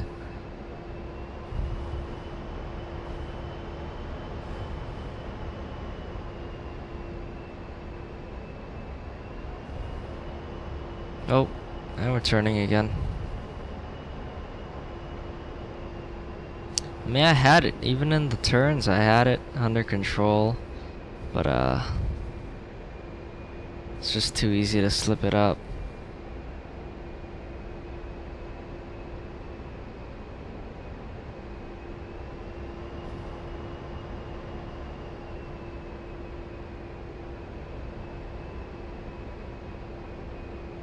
Contact. There we go. You're taking fuel.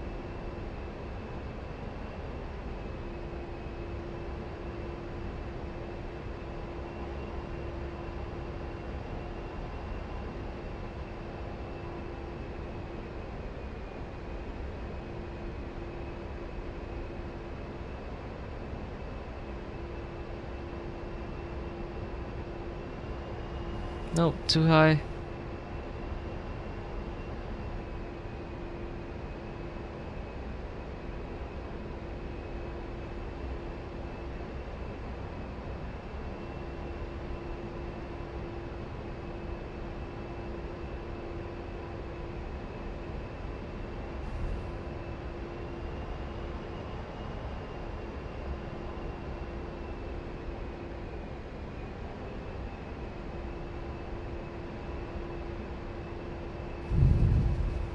Should be getting close to full. 1,000 pounds to go.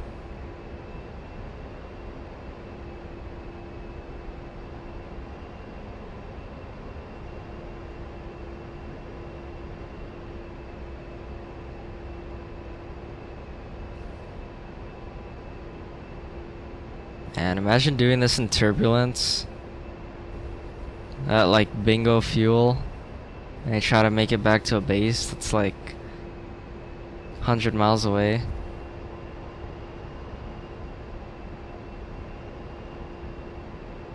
Transfer complete. Yeah, Disconnect. that's what I'm talking about. I don't know why the tanker just slowed down all of a sudden like that. That wasn't good. Alright.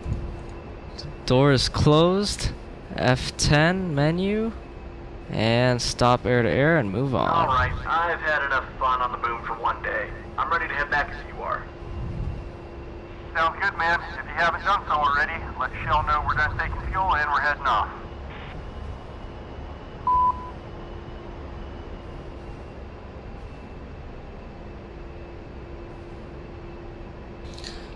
Shell, yep.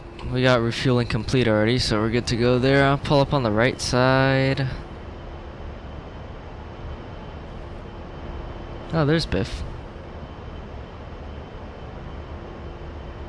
Yeah, they know we're done. They know we're done. Right on. Hit up Blackjack and let them know we're heading to Mormon Mesa for recovery.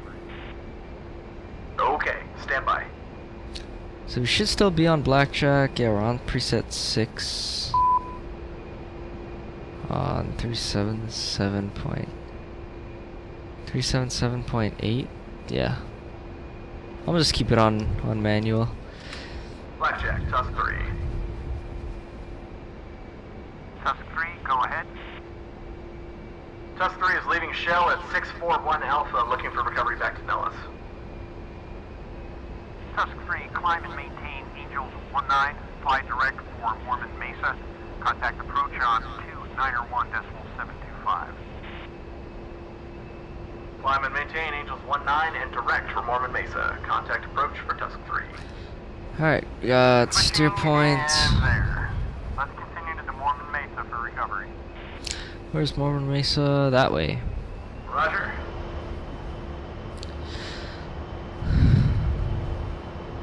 See you, tanker.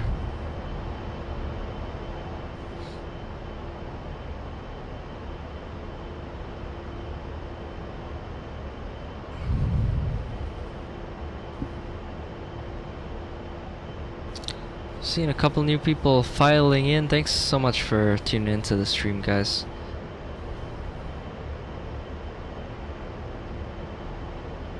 Let me know what I'm doing wrong.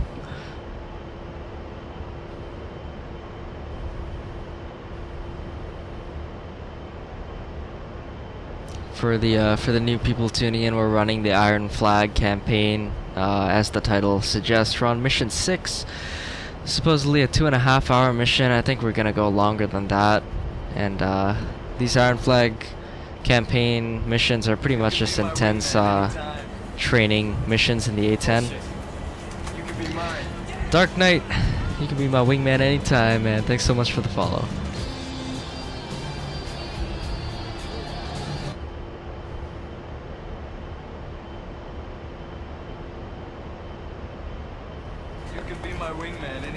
Yo! Oh shit. You can be mine. Koto Avia? Koto Avia? Thanks for the follow. Appreciate it, everyone.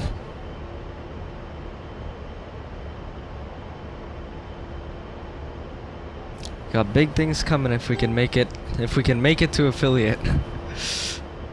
What are we, like 8 followers away now? Pretty close, pretty close. Some nice line abreast formation there.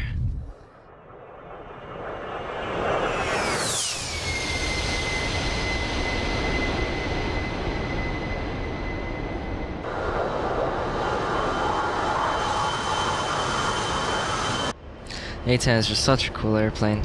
I love it. Alright, so we got Nellis approach on 291.725. So I'm gonna switch this over to preset for the time being.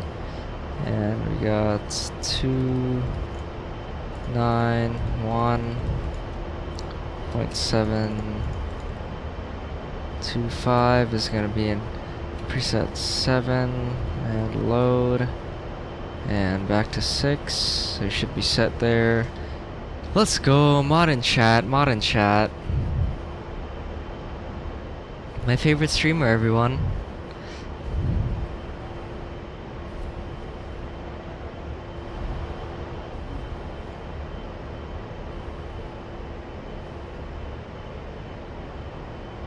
Alright, we are on altitude and on target. Doing good. So Nellis is out back that way. Yeah, I decided to turn the light on, or one of the lights on,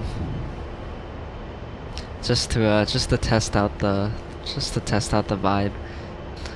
I got the fluorescent light on my right, or it's directly above me. The switch is on my right. And that's a pretty harsh light, so I didn't want to put that one on, so I put a light on that's like way over there, off in the corner. Contact and approach. Preset 7. And let's go. Nellis approach, Tusk 3. Tusk 3. Tusk 3, approach, go. Tusk 3 is exiting the range for Mormon Mesa.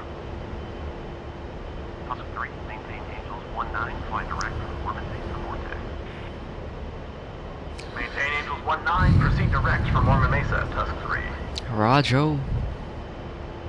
Just in case you need a reminder, Mormon Mesa is on TAC-in channel 90 X-ray.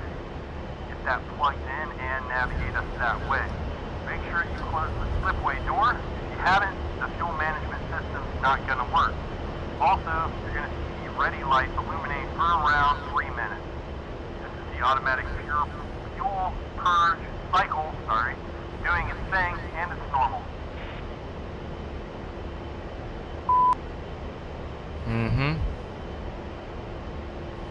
Did the bank angle check thing not play?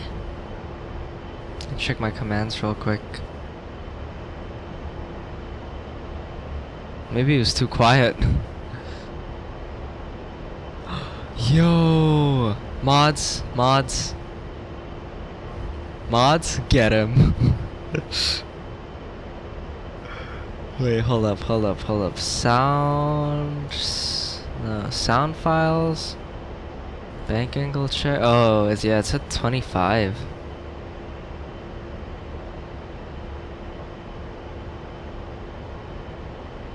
Nice. That's what I like to see. Oh.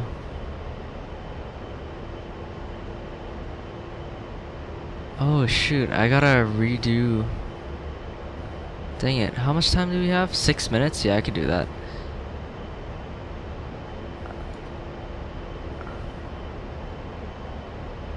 Cause I moved some files so the directories are off for all the sound bites. So thanks for thanks for reminding me. Here, you can do bank angle check again. I think it should work.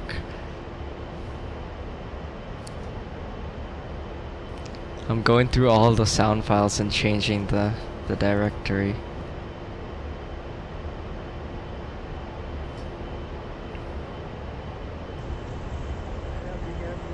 Yeah, we got it. Don't worry.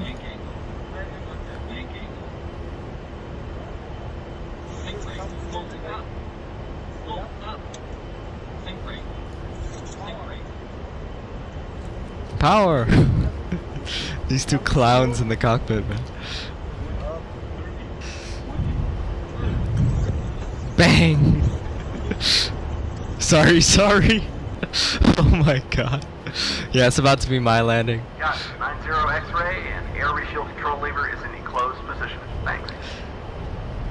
Yeah, So, 90 more than likely X-ray what will on. happen is we'll head over the VORTAC and pick up a hold around there. The approach will clear us off of that orbit one at a time and get us over to the initial approach fix, which is called CRIP.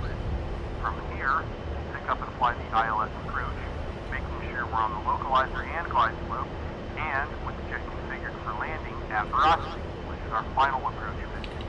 From there, we'll continue the approach, and if we don't have the runway visually by the time we reach our missed approach point, which is SETC, or Tier 11, we'll go ahead and execute the missed approach procedure and try it again. But hopefully, you'll get her safe on deck on the first try. I hope so. Where is the... I have no idea where the ILS approach... I mean, I know I could find it, but... I'm just not gonna bother. Roger. Are we going to follow the missed approach as described on the plate, or do we have another plan? I don't... That's always the plan, but just get the free brake, gear, and flaps in, establish a good climb at 200 to 220 knots indicated. Continue to fly runway heading until you get that 6.5 mile distance from the beginning in the top left corner of the HSI. Once you're 2.5 miles out, start the right-hand climbing turn for a heading of 020. Once you're established heading 020, climbing for 15,000 feet, then call tower and let them know you've gone this approach. Unless there's other traffic on approach or something, they should give you vectors to set back up at that point. Okay, so if I mess it up, just focus on flying the jet. Lean it up, get it into a stable climb, fly runway heading for until I'm 2.5 miles from the TACAN station, then a climbing right-hand turn for 020.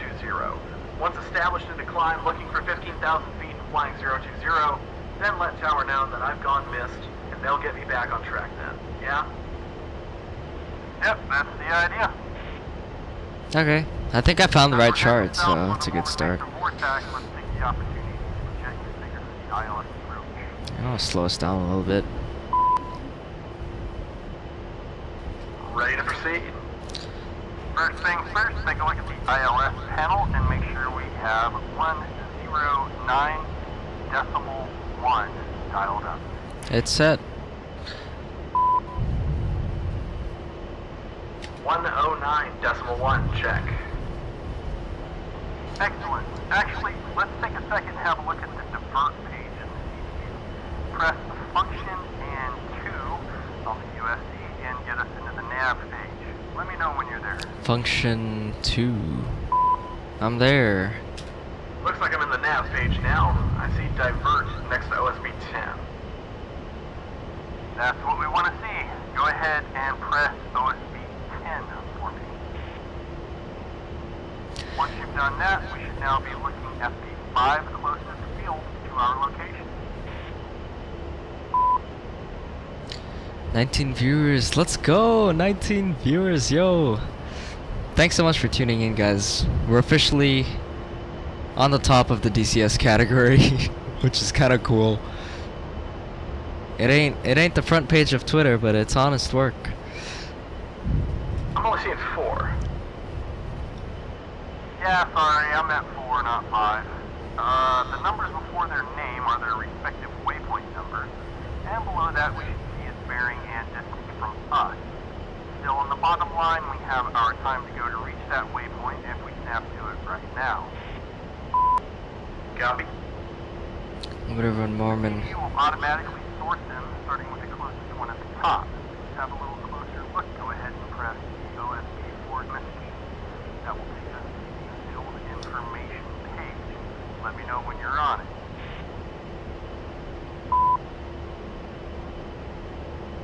Alright, so you want me to press that? Field info? Wait, let me pause for a second. I want to learn to play this game. Any recommendations? Get yourself, make sure you have a HOTAS, hands-on throttle and stick, like what I got at least. Don't try to fly keyboard and mouse, it's just a pain in the ass. I actually quit this game because I was fed up with flying keyboard and mouse until I got my joystick. So definitely start with the joystick and throttle. If you have the money to afford like head tracking software, then definitely get that, because it's gonna make your life a lot easier. And start with the F-18, I guess. That's what I started with. You guys in the comment or in the chat could recommend different models, but I started in the F-18. I think it's a good one to start learning in. And yeah, just work your way up from there. Read the guides, look at the tutorials. Yo, BA Cami, thank you. Thank you for the follow, man. You can be my wingman anytime. Alright, let's get back into it. Alright, I'm on the field page for Mesquite, and I also have to... We gotta orbit waypoint 6. So I'm gonna just keep my eye out on that. Okay, looks like I've got that pulled up. Perfect. So the field info page is not always going to give us all of the applicable information for that field, and every airfield may not have TACAN or ILS. Going through the info we have on that page, we can see the field name at the top and its corresponding waypoint numbers repeated again. It also tells us the field elevation, then tells us the runway numbers and length in feet. Next we'll have the frequency for the ILS, TACAN, approach, and tower. Which is all blank. Pretty nifty. Pretty nifty. Also pretty handy in emergency when you need to get the jet on the ground quick. Oh yeah, this I've used before. Alright, so we're coming up to the... Our cockpit check. The Hold on. ILS panel set for 109.1. You press the ILS button on the NMSP ahead of the control column. Check that the pitch and roll bars are unstowed by ensuring the bar switch on the NMSP is in stable position, and maybe turn up the cockpit lighting on the right console. When you get in that cloud layer, it's bound to get pretty dark. ILS, able, or did I... Yeah, able and cockpit lighting. Just turn the floods up, I guess. Instrument lights, engine instruments, sure. Alright, so we're in the hole, we're in the orbit now around the VOR. Cami, good morning, aviators. Certainly. 12:32 a.m. That's a good morning. Alright, let's continue. Roger. So, once you're on the approach, you should see the localizer needle in the ADI come alive quite far out. You expect to see it start moving around 38 to 40 miles. By the time you hit crest, you should definitely have the localizer bar. Okay. The light slope bar will come alive once you get closer to the field. I like to use the TACAN to get me close to the localizer, then move my focus to the localizer bar once I'm close to being on course. Okay, I think I get it. I hope I don't mess this up. Expect to only have the localizer, but by the time I hit my final approach fix at Rossi, I should have my glide slope bar also, yeah? Yeah. Yep, that's correct. what I do is use steer point page pulled up on AMSCD and make sure I'm at the altitude for each waypoint well before I hit it. That way, when I do get the glide slope, I'm already below it and I can watch it fall to me and pick it up, versus being above it and chasing it down, which can get a little dicey. That sounds like a pretty good idea. Yep. Of course, your ILS bars in the ADI will be your primary reference for flying the approach, but you can certainly use a TACAN and waypoints to help you get there and as a means of double checking everything.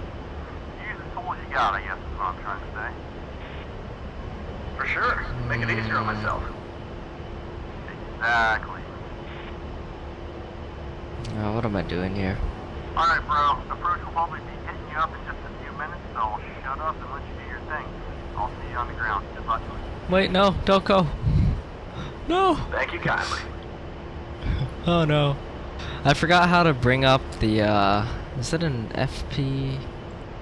And I forgot how to bring up the steer point thing. 1 second. 9:32 here. Just unglued my eyes on this. So we're stuck on the ground today. Hell yeah, let's enjoy some hog time. Not Cav OK, that's exactly what we are about to fly into, is not Cav OK. So I guess we just wait on the approach clearance at this point. And I guess I can... What can I do here? Tusk 3-1, Nellis approach. Approach, Tusk 3-1, go ahead. Tusk 3-1, approach. Descend and maintain Angels 9, flight 240 outbound radial. Expect vectors for ILS runway 21 left. Okay. Descend and maintain Angels 9, 240 outbound. Vectors for 21 left for Tusk 3-1. See ya. See ya. Adios, amigo. So 240 outbound, so that's already from. So I guess I'll just tighten up the turn. He said descend at 9,000, yeah, I think that's what he said. Let's go ahead and tighten up the turn here.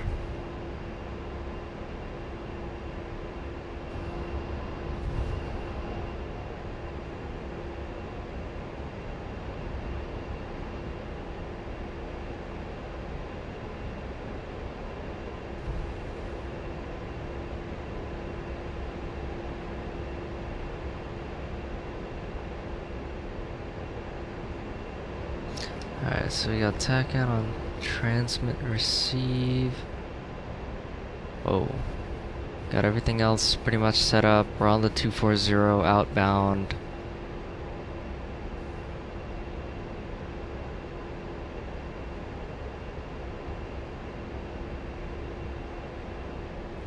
Let's go throttle idle here.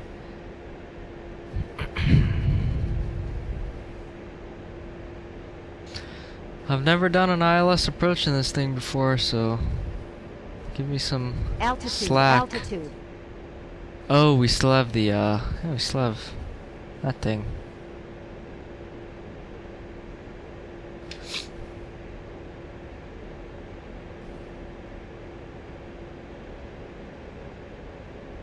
We're holding about 240 on the outbound. So what's our first altitude? 8,800 at... Oh shoot, these are not the right... There it is. Chris, Sheet, Rotzi... Yeah, this is it. So again, missed approaches, climb to 15,000, intercept the TACAN, radial 210 to 2.5 miles, and then start a climbing right turn to 020 to join the 358 radial and hold. Continue climbing the hold to 15k. Alright.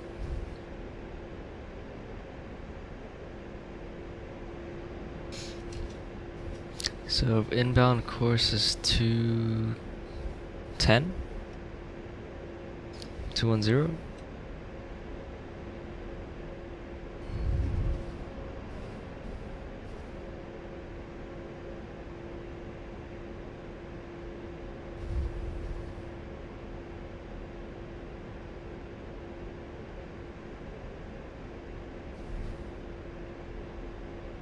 Oh, my neck hurts. It's been a long time to be sitting down in this thing.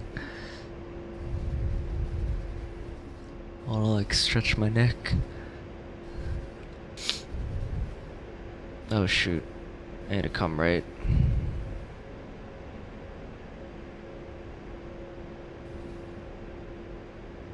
We should get cleared for it pretty soon here though. Should start picking up the ILS. Turn left for Nellis. Inbound 030. Contact Nellis Tower on 327.7. 327.7. Switch to Nellis Vortac on 12 X-ray. Okay. Come left for the Nellis 030 inbound and contact tower for Tuscany 1. Set the course here. Course is gonna be 03.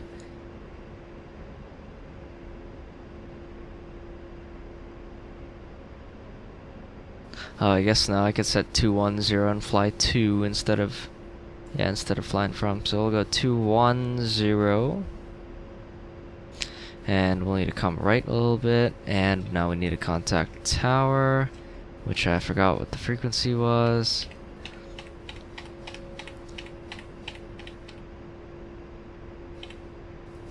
It was 327.7.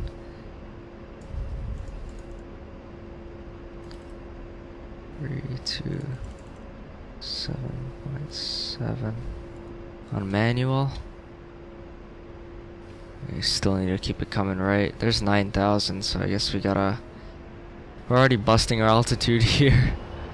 Climb back up to 9,000. Nellis Tower, Tusk 31 with you, inbound on the ILS for 21 left. Tusk 31, tower, radar contact, continue your approach and report at Chris. Continue Report the at approach Chris. and report at Chris, Tusk 31.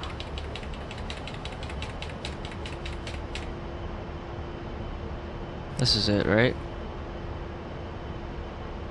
Yeah, that's gotta be it. Still keep it coming right.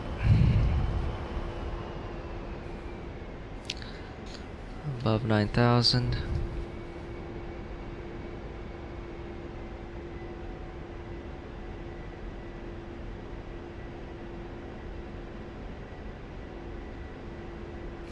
We're about to get into the soup here. Good soup.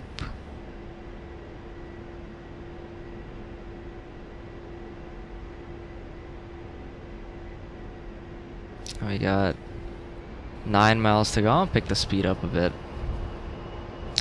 I've been trying to get stable on the approach, but we can pick the speed up. And there's our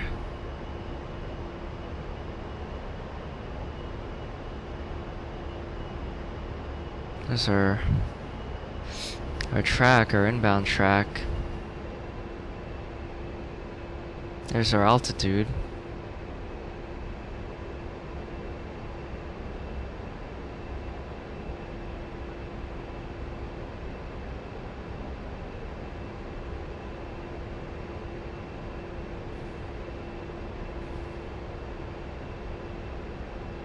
Jeez, this is one hell of a mission though. What time zone are you guys in? Or are you guys just staying up late like me?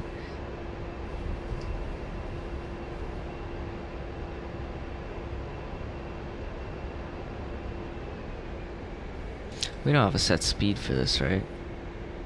Yeah, it's below 265 knots. Yeah, we're good.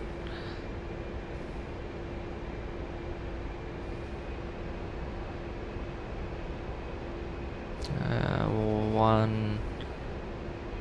30 seconds to go. Pacific, yep. Same here. I think most of us are in Pacific.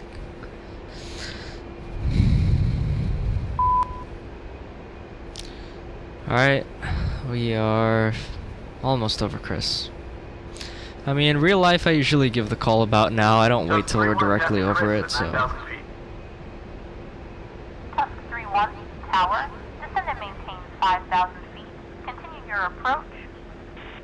Down to 5,000, Tusk 3-1. Continue the approach, descend and maintain 5,000 and report ROTC for Tusk 3-1. Well, she didn't say report ROTC, technically. But, sure. I guess it didn't auto-select the next waypoint. I guess I'll just go. Was ROTC a compulsory point? I don't think it is, so whatever. Alright, down to 5,000, down we go. So it should be coming right, I guess? I'm kind of confused how to fly this thing. Is that a flight director or is it a localizer? Because a flight director means I just, I just line it up and follow it in. Which it seems like that's what it is.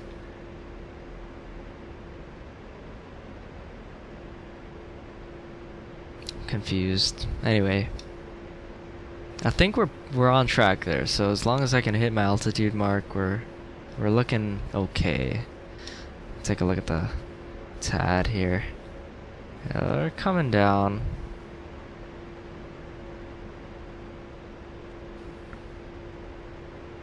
There's the rain.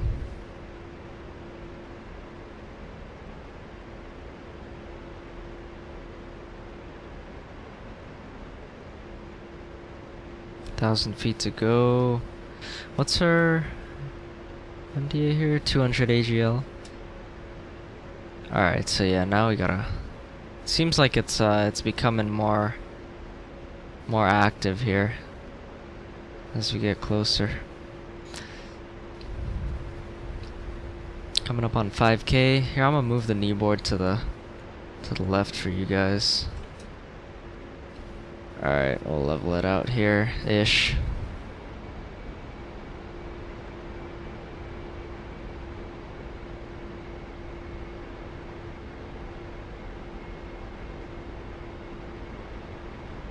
And can I continue descending, please? Because we just passed the waypoint. We just passed sheet, so we're good to go down to 4,200.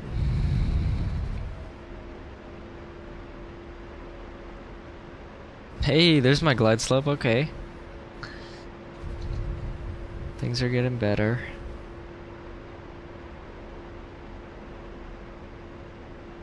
So I'm also kind of assuming that this is... Well, I don't know. I'm gonna just fly it to where it feels right. I got a 3 degree descent rate. That's what we want, right? What's final approach fix? Oh, it is ROTC, okay. So we're 1.5 miles out. Press space when over ROTC, roger.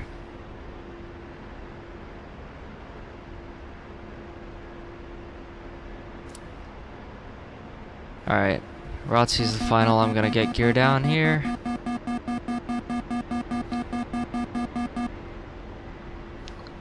And we'll adjust for that. I'll call it in. Tusk 3-1 is passing ROTC. Tusk 3-1, tower, winds calm. Check gear down, clear to land, runway 21 left. Gear down, Flap clear set. to land, 21 left, Tusk 3-1. Flaps full, on speed. Well, not quite, but we're getting there. And gear down, check 3 green, turn landing light on, anti-skid is on. Alright, we're just following this thing down at this point. See if I can nail it.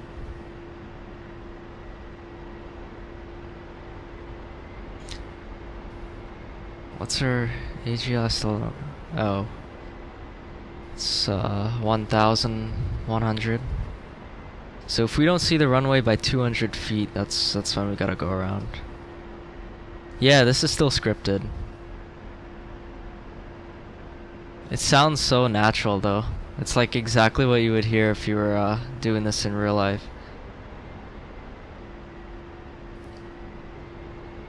I'm trying to chase the glide slope here. So I gotta keep those two needles centered on that little ball thing in front of me, and we should be led directly down to the runway. What do you guys think? Do I have it under control? Or are we gonna screw this up royally here in a second?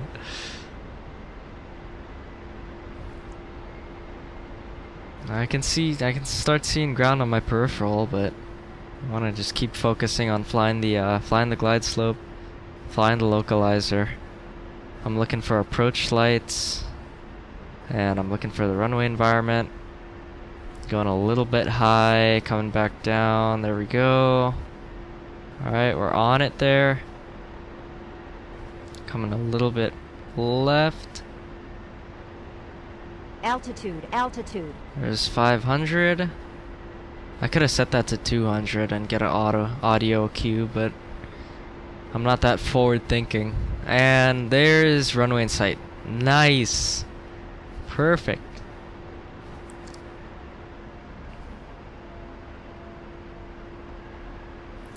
Tusk 3-1, 2.5 miles. Runway in sight. Or I guess 2 miles. 1.5-ish. That's how you do it. That's how we land in fog.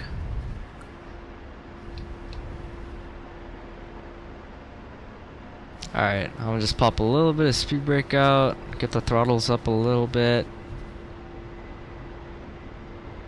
And bring it into a little flare. There we go. Speed brake's coming out to full.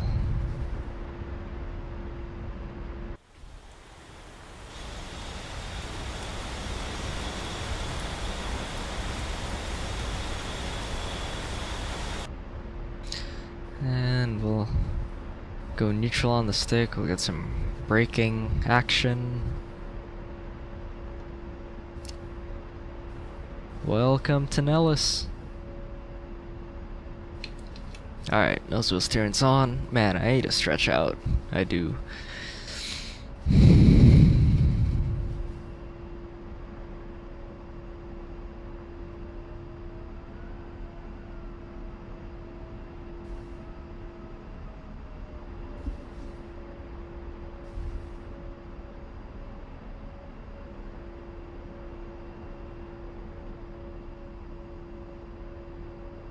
Just keep it rolling to the end like we always do here.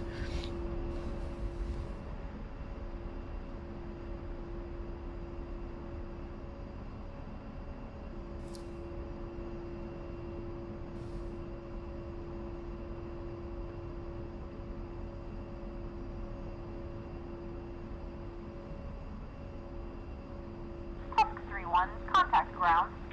Over to ground, Tusk 3-1. Contact ground, Tusk 3-1. It's on, should be on preset 3. I think I did set that. Preset 3, let's see. Here, if it doesn't work, I should probably have the 275 in the backup. 275.8. Okay.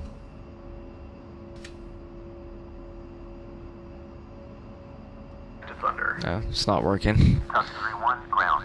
Welcome back. Taxi. Alpha, Golf, Charlie for Thunder. Alpha Golf Charlie. Charlie, Tusk 3-1. Charlie to Thunder. Nice. Well, as soon as we get back there, shut this thing down. It's gonna be mission complete. Do you guys want to see another one, or are you guys all ready to go to sleep as well? Get to the parking spot and shut down your jet. I'll see you at the debrief, okay? Yeah, sure. Be careful on the approach, man. You really can't see shit. You really can't. Talk to you later.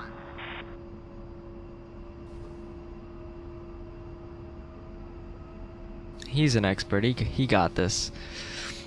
I'll tell you what, if the next mission is relatively short, like an hour and a half, and we get to do some weapons training, I'll see if I can. I'll go and stretch and then come back and do the next mission. But if it's gonna be more navigation training, I think I'll save it for another day. And we can go ahead and raid someone. So yeah, I'm addicted. Oh, Shifty is streaming right now. It's okay though. We'll see, we'll see. We still got time. It's only 1 AM.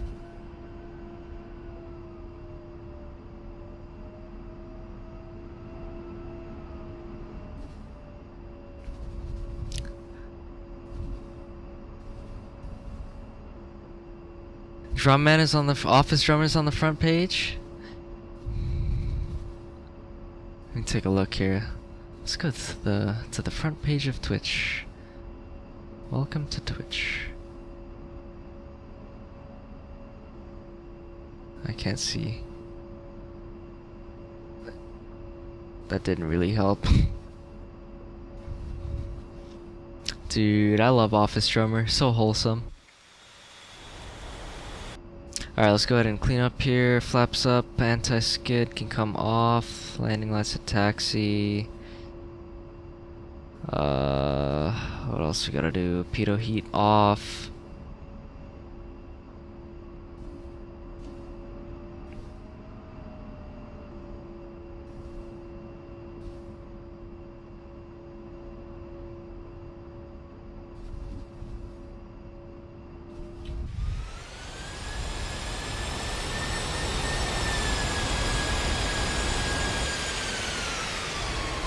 Where's Biff right now, I wonder? Oh, he's still way out there. Jeez. Thought we could watch him land.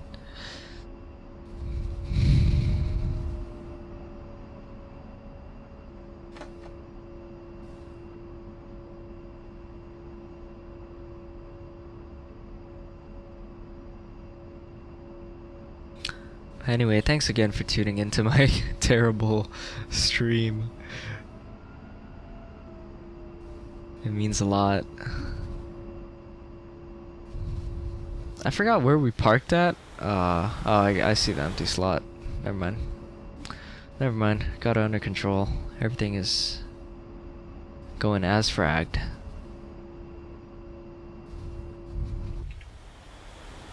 So tight, I feel like I'm gonna clip the freaking wingtips off.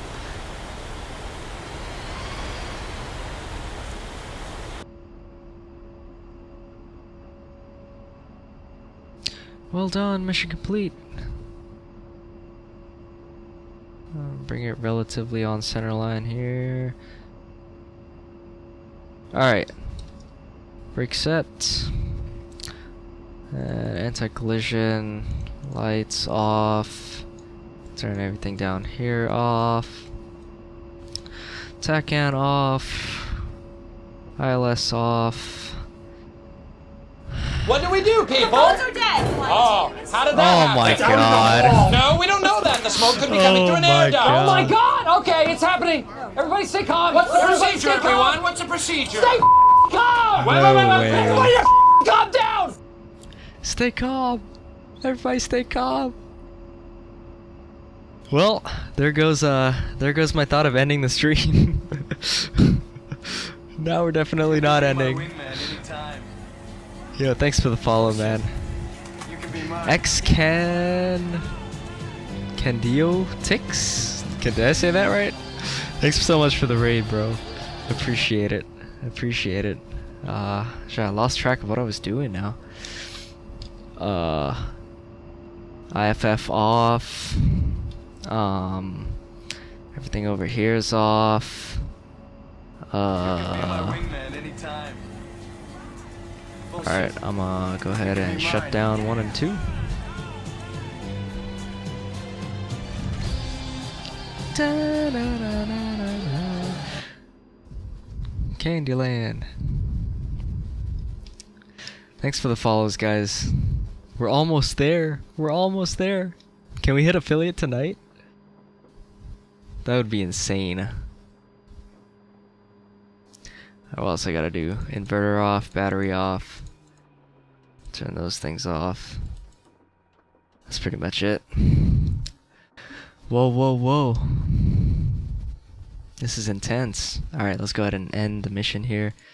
For the people just joining in, as you can tell from the title, we're doing the Iron Flag campaign in DCS with the A-10. We just finished mission 6. Nice, 100%. And, let's see, we're moving into mission 7. I was gonna end the stream unless we were doing a weapons qualification thing, but it looks like we're gonna learn about the TAD. So I guess we'll just hop into that next. But first, I need to take a break and stretch my neck because it's killing me right now. So I'll put some synthwave, and I'll spawn us into the next mission here. But you guys need to give me just like 2 minutes, get some water, use the bathroom and stuff, and I'll be right back.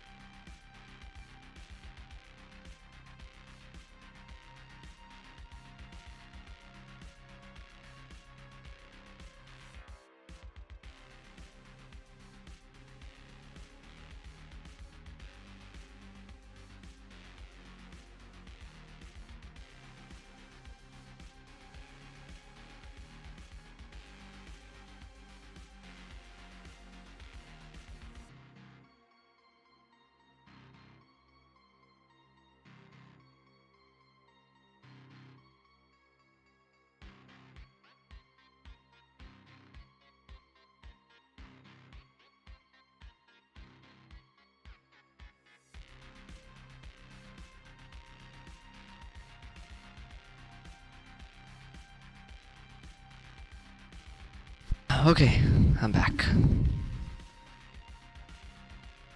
I am back.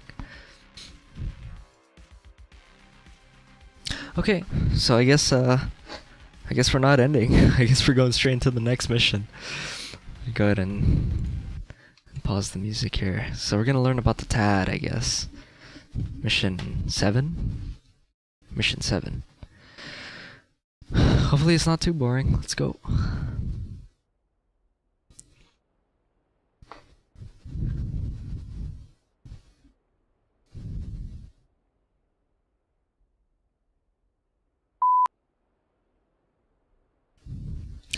Switch to brief frequency and press spacebar to perform the radio check. Okay, so same drill as always. Battery power on, inverter. Go ahead and get the APU started.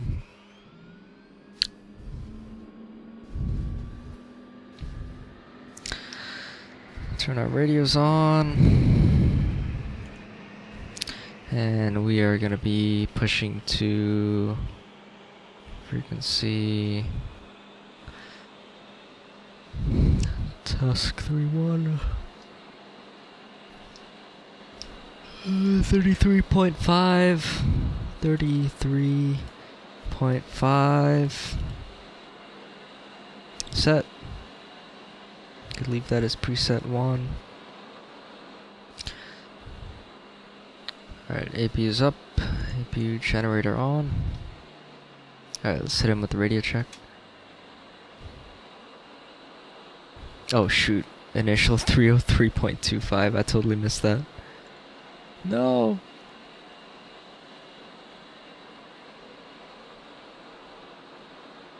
And barely scratching.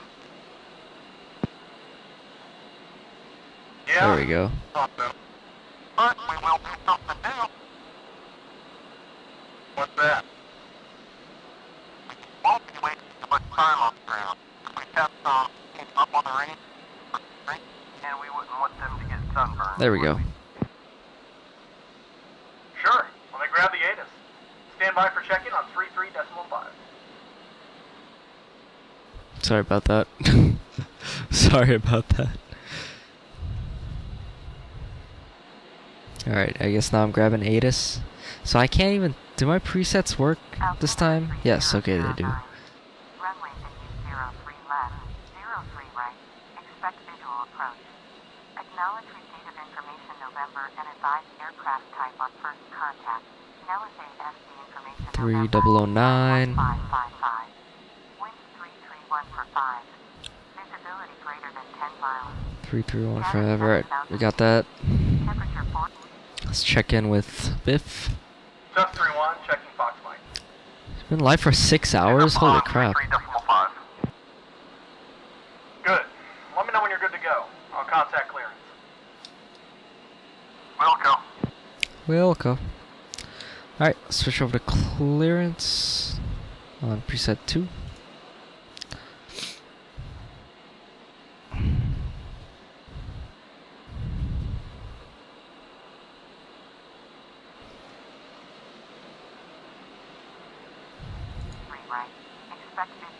Or is it not gonna work? Okay, 289.4 to load.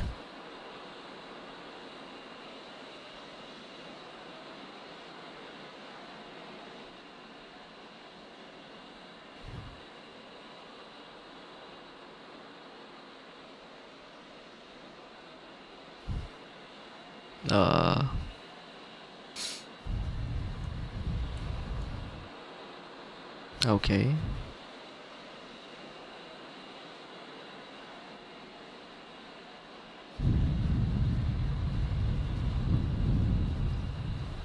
What am I doing wrong here?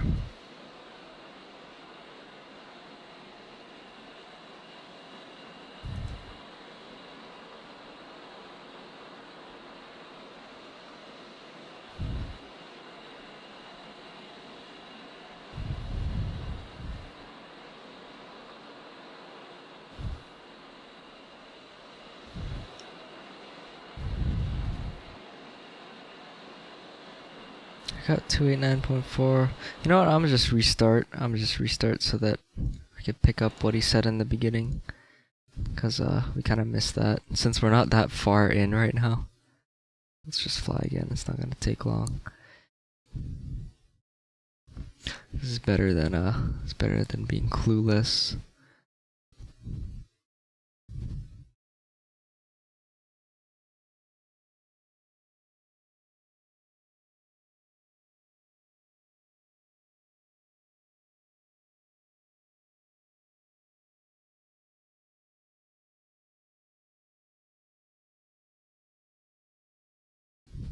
Come on. Okay, let me try to figure out what's going on now. Speed run.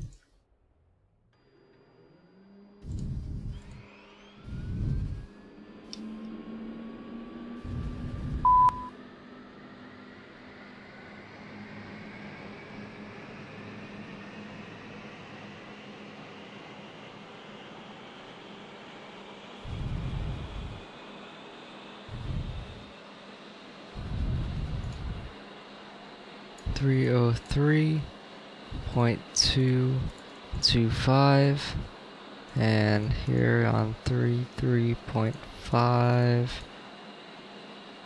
Alright. Tusk 3-1, radio check. Uniform. 3D555. Alright. So, we're looking at another 2-hour sortie today? Negative. In 2 hours, we can barely scratch the surface of that. Oh god. Yeah, thought so. But we will do something new. What's that? We won't be wasting a bunch of time on the ground. We have some people up on the range that will be part of the training, and we wouldn't want them to get sunburns, would we?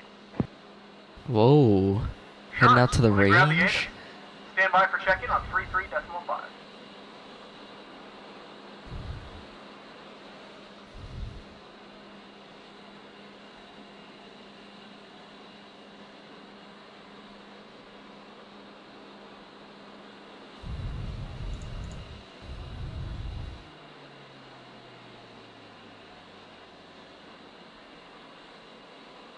Alright. I'm waiting for the little thing. Alright, there it is. Yes.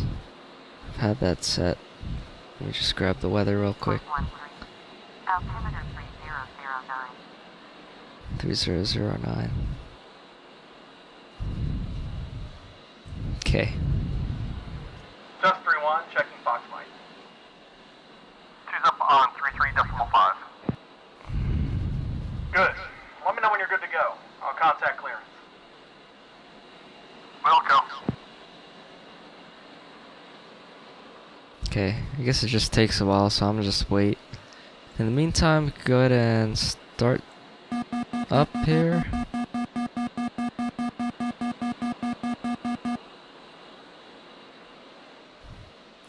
And fire detection checks out. Okay. AP is already at 100%. Go ahead and start engine 1.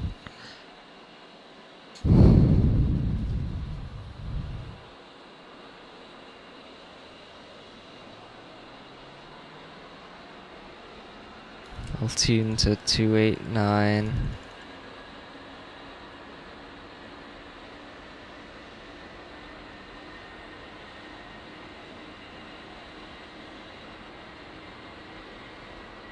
See what it does there.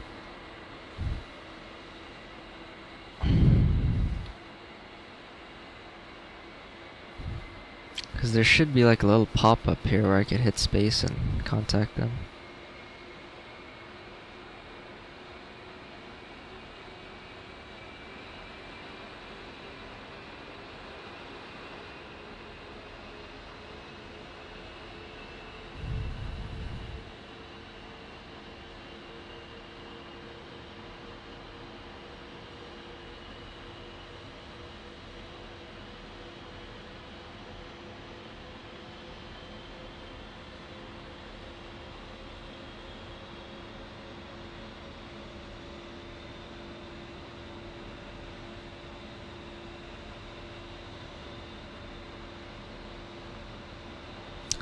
And so far, nothing is happening.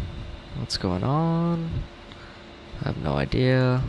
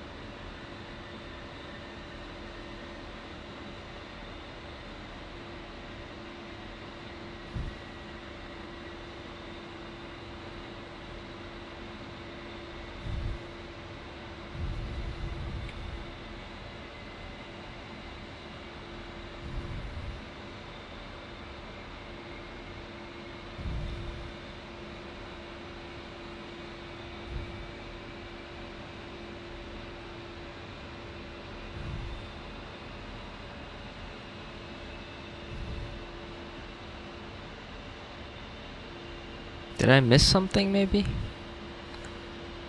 Did I miss something in the briefing?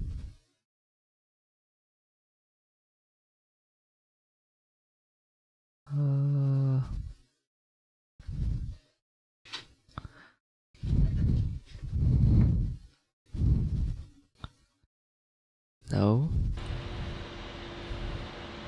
Pull up, pull up. Altitude, altitude.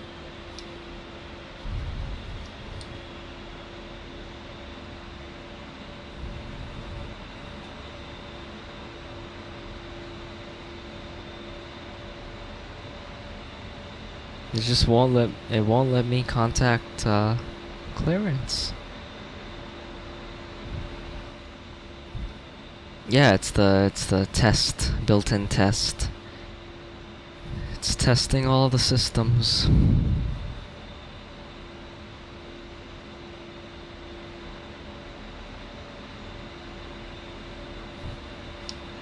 I got 289.4 for clearance.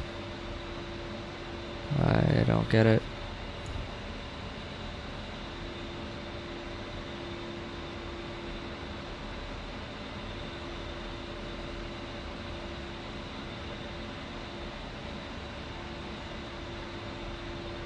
Maybe they mean go to ground?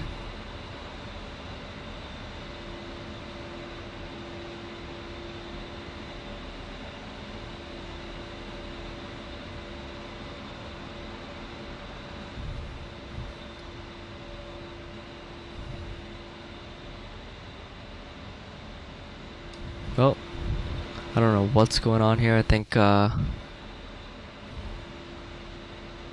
no way to move forward. I think mission broke. I'm gonna have to figure that out.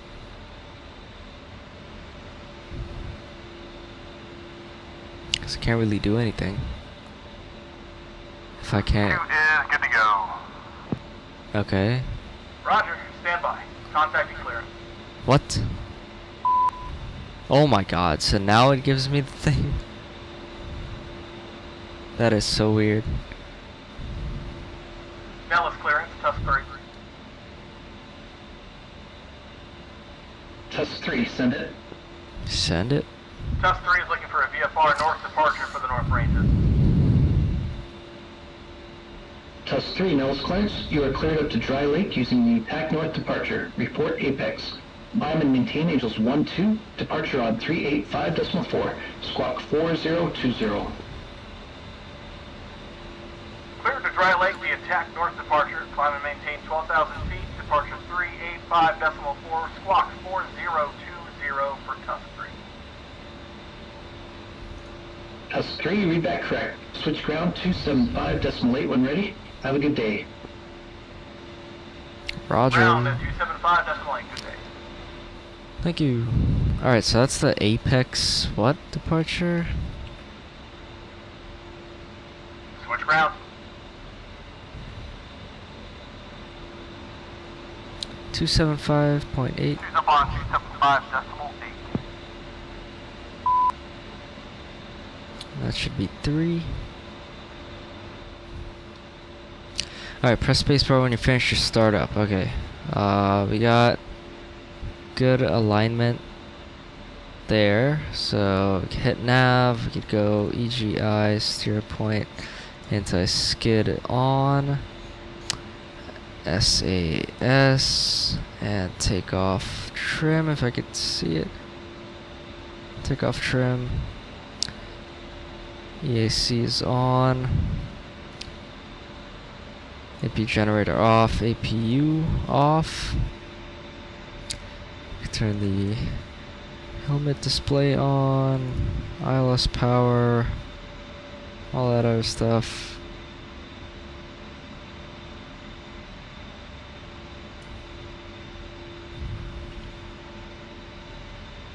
That on. Pitot heat on. Alright. I think that's pretty much it, right? Should be good to go. Where is Biff even at? I'm assuming he's behind me. What other checks do I have to do? Engine core.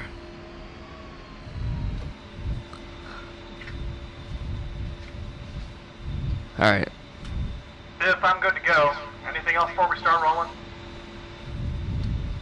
Set my Yep, flaps. two things. First, the game plan for today. We'll go up to Dry Lake, then contact Blackjack for range entry. Our playground will be Caliente and Coyote. We'll focus on use of TAD or Tactical Awareness Display. That's this That thing. is a new thing that came with the Charlie upgrade you didn't have a chance to explore in depth, right? Correct. Not outside of the sim at least. Cool.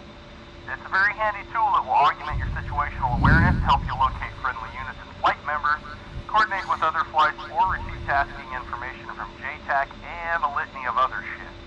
We'll do all that and more during today's sortie. Ready? Ready? Yeah, can't wait.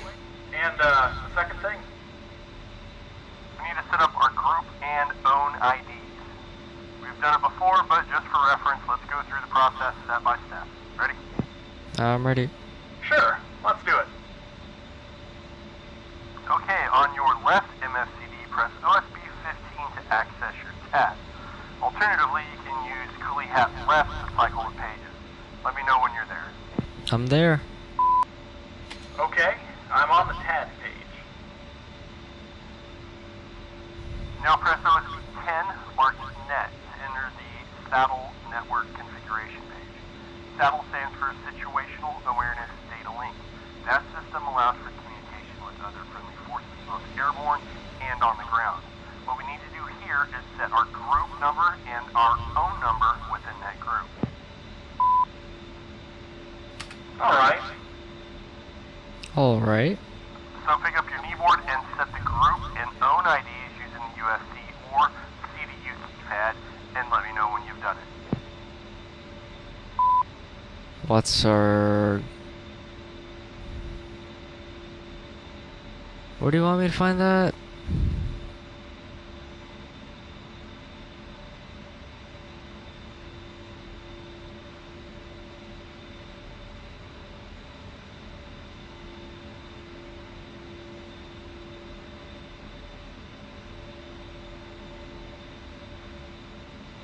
TAD symbology. Tusk 3-1.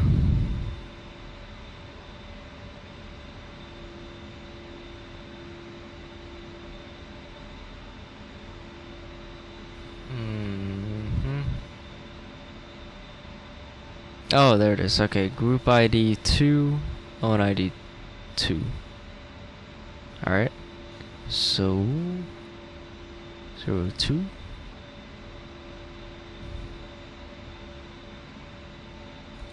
O2. I'm pretty sure that's what I do.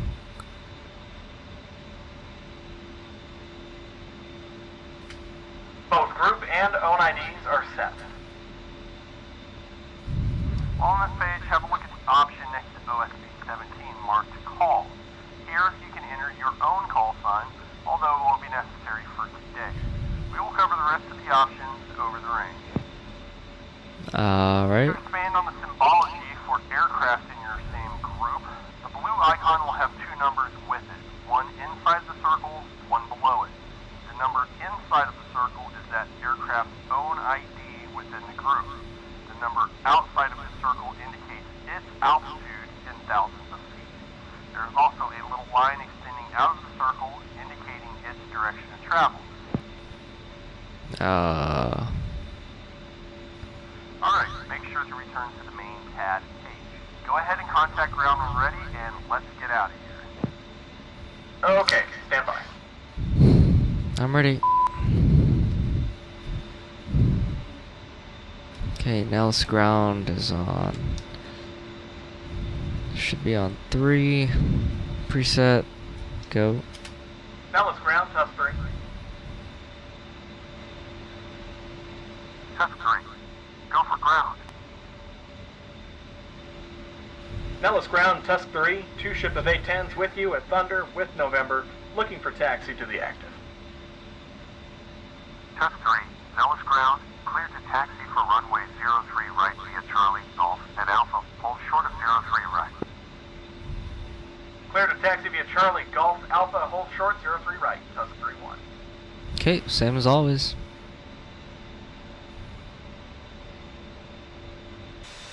Let's see if he's ready to go here.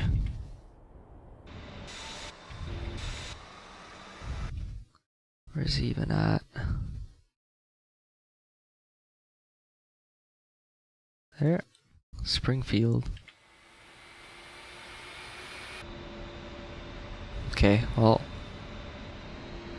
I'm gonna start taxiing out and see what happens. 1 is rolling.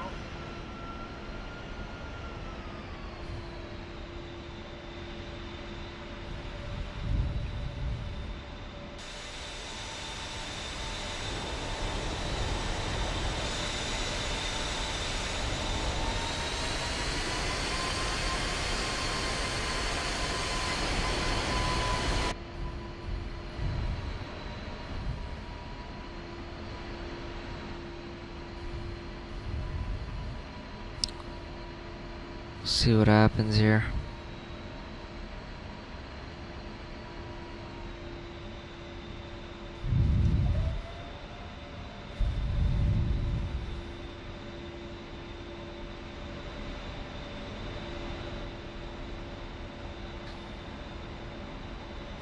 Two is rolling.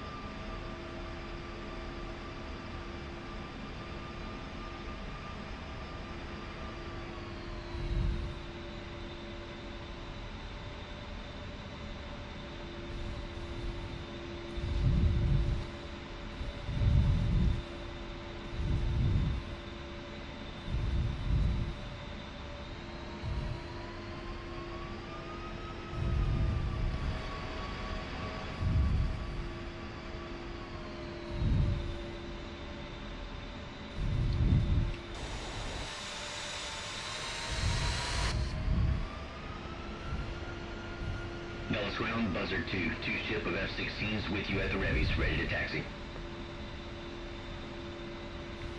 Nice, got some Dallas F-16s. ground, cleared to taxi in order behind Chuck's 3 for runway 03 right via Dolphin Alpha. Hold short 03 right. Taxi in sequence. Golf and Alpha, hold short 03 right.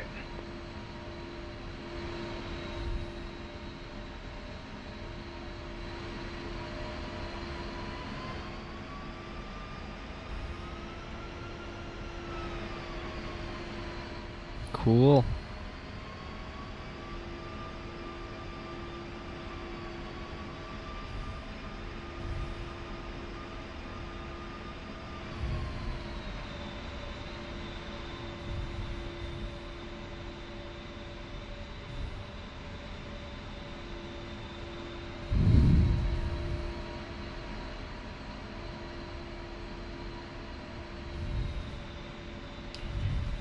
Now we get rid of labels here.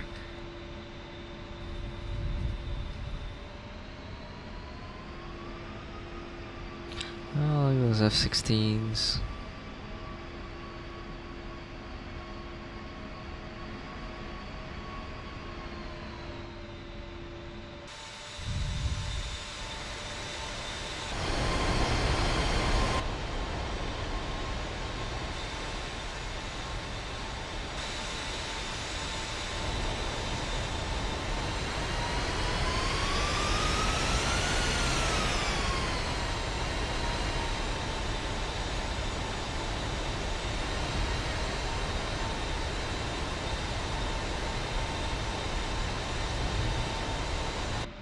Oh shoot, gotta charge the iPad.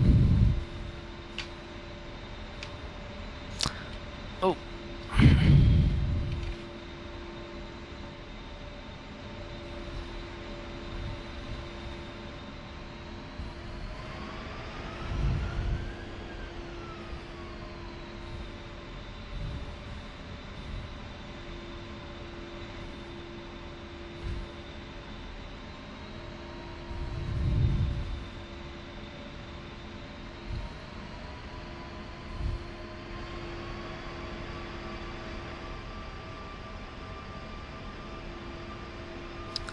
Alright, pretty sure we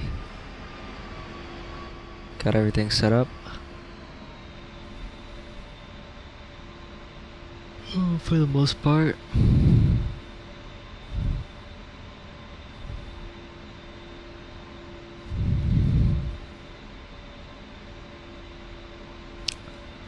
Thanks again for tuning in, whoever's still around. It's kind of insane, 2 raids in one stream. That's a first for me.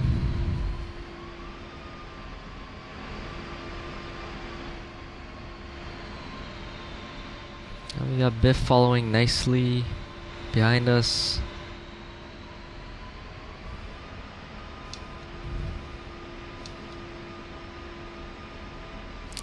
We got London on the track.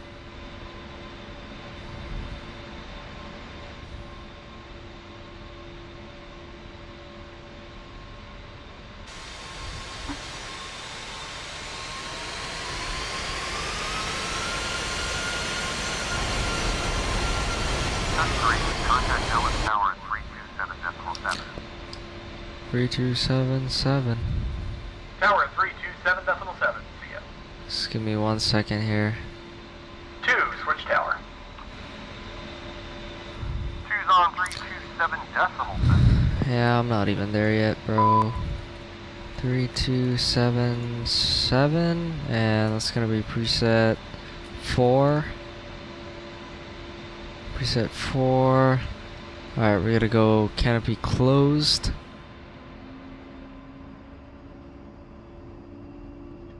Nice. Alright, we got flap set, landing light on, anti-skid is on, flight control check. Let's go ahead and do that. Full up, full down, rudder right, rudder left. All checks out. Alright, we're pretty much good to go. Thoughts on Boeing? I like Boeing. Boeing is, Boeing makes my favorite airplanes. Good thoughts going to Boeing. Alright. I think we're good. I think we're good here. Let's go ahead and... Dallas Tower, Tusk 3, holding 03 right. Ready for departure. Tusk 3, Nellis Tower, winds are calm, cleared for takeoff, 03 right. Damn, he has a nice voice. Alright. Take off, runway 03 right, Tusk 3. Seats armed, no caution lights. Good highs, good lows. For the battlefield mission. Good highs, good lows, no outlights. Have you seen that battlefield mission, Angel? The aircraft carrier battlefield mission?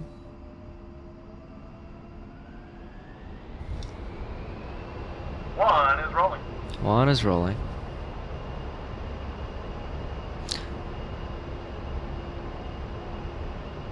Airspeed's live. Nose wheel steering is off.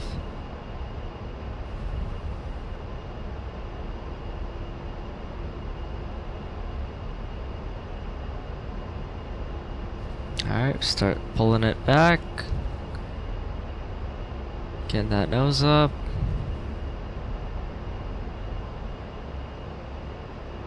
There we go. 2's rolling.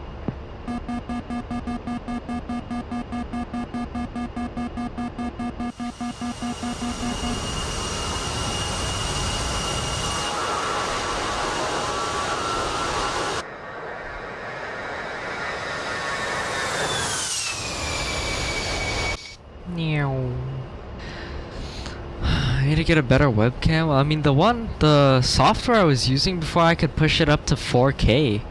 It's just it's this Droid Cam thing that I'm using now. It only goes up to 1080, I think, because my phone camera is at 4K, so it was looking good. That's the problem. It's the Droid Cam. I'm telling you, it's the freaking Droid Cam. The winds are calm, cleared for takeoff, 03 right. I'll pull it back for you. Alright, so we're going up to 5,000. Tusk 3-1, contact departure, 385.4. 85.4, Tusk 3-1. Switching departure at 385. 385.4, Tusk 3-1.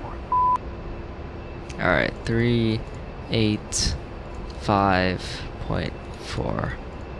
And this is gonna be preset 5. So preset 5, load, and contact. Departures Tusk 3 with you over Apex. Well, almost over Apex. 3-1, Village departure, radar contact. Continue on path north towards Dry Lake. Contact Blackjack at 377.8. Continue tack north, contact Blackjack, Tusk 3. Where's Biff? There he is. Hello. Departure Buzzard 2-1 with you on Dream 3 departure. Alright, contacting Blackjack. Radar contact.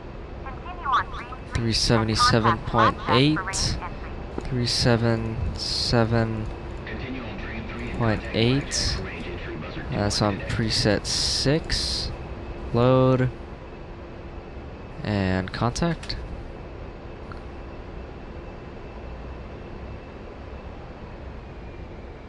I guess it's not letting me contact yet.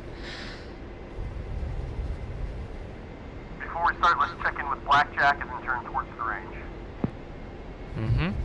I'm ready. Okay, I'm ahead of you, bro. 377.8 and stand by. I'm ahead of the game. Blackjack, Tusk 3. Send it for Blackjack. Blackjack, Tusk 3 with you at Apex, looking for clearance up to Coyote, Bravo, Charlie, Delta, Caliente, Alpha, Bravo, and Charlie. Tusk 3-1, Blackjack. Request approved. Entry via X-ray. Advise when departing. Contact Wiley at 370.825. Have a good one. Tusk 3 copy. Entry X-ray. Wiley at 370.825, and we'll give you a call back when we're finished up. Thanks. See ya.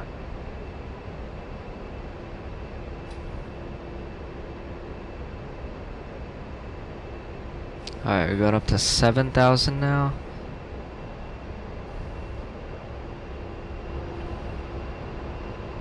A nice little tactical formation there. Awesome.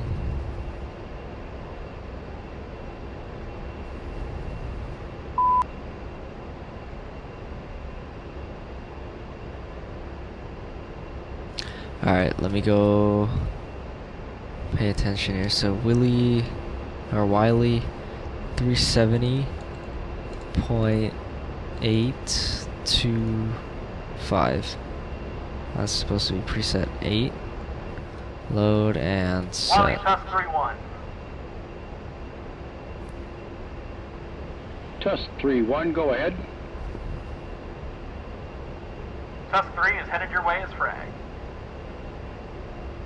Alright, up Tusk to 18,000. Wiley E, Roger. You guys have Caliente Alpha and Bravo, as well as Coyote Alpha and Bravo. Alamo Alpha and 6-1 Alpha and Bravo from 1630 to 1750. Wiley Echo, Tusk 3-1. We own Caliente Alpha and Bravo, as well as Coyote Alpha and Bravo, Alamo Alpha and 61 Alpha and Bravo until 1750.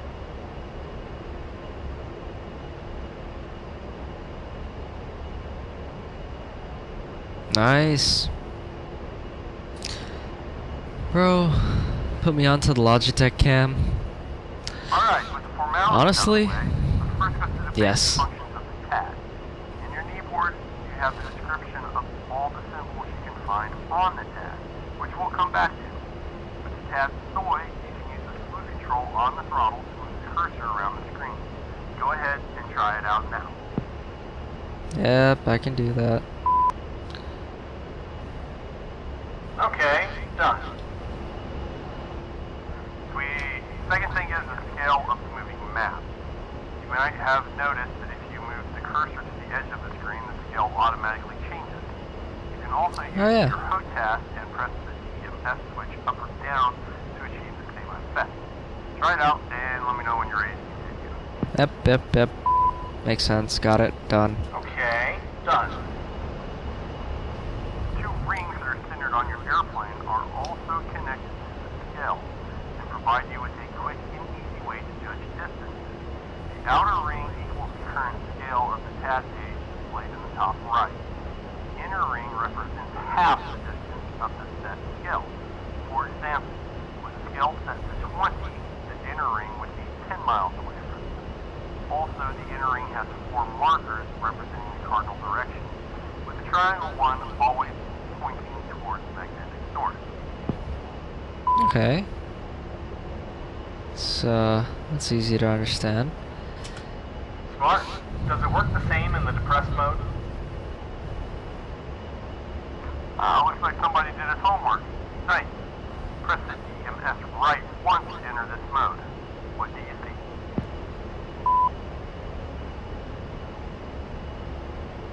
I see, The ownership symbol moved down. Only the inner circle is visible, and the outer one was replaced by 2 partial arcs. yeah, that's what I see. Indeed. Now the outer arc represents the scale setting and also equals to 3 times the diameter of the inner range ring, which means that for the 30-mile scale, the inner range ring will be 1/3 of that. So 10 miles between the own ship symbol and the ring. The inner ring arc is twice the diameter of the inner range ring, which in our case means 20 miles. Easy enough? Pretty straightforward. So, what scale settings can we use with the ring? Stand by one, we're getting there. Press the DMS right once again and exit the depressed mode. Done. Okay, I'm back in send mode. So for the centered mode, you start with 5 and then double with each increment. So 5, 10, 20, 40, 80, and up to 160. For depressed mode, we start with 7.5 miles and double every time. So 7.5, 15, 30, and so on up to 240. Nice. Anything else on the scale? That's basically it. The last thing is the scale of the moving map itself, which is displayed below the field of view numeric. Oh, it is worth mentioning that you can also turn the map on and off. Okay. Guess that's mostly useful at night. Or when you want to declutter the view, but yes, mostly at night. Using OSB 20, you can choose between the 3 different options: off, manual, and auto. In off, the map disappears completely. In manual, it will stay on the scale that was displayed when you enable this option. In auto, and this is the recommended setting, map format will adapt to the corresponding scale set on the TAD. Go ahead and try different configurations, change the scale in auto mode, then choose one format, switch to manual, and change the scale up and down. Let me know when you're ready to continue. I am ready to continue. All right, ready to move on. So the next thing we'll cover are the options visible on the TAD main page. Ready? I am trembling with anticipation. Oh my god. Good. So the control option below OSB 1 will take you to the TAD profile control page, which allows you to modify or create different profiles. You can switch between them using OSB 2 to 5. Let's talk about a few other things first, then we'll circle around and re-attack it. Okay. In the top right corner, you have the field of view scale and a map scale directly below it. Further below, you should see B off, and we'll return to that later.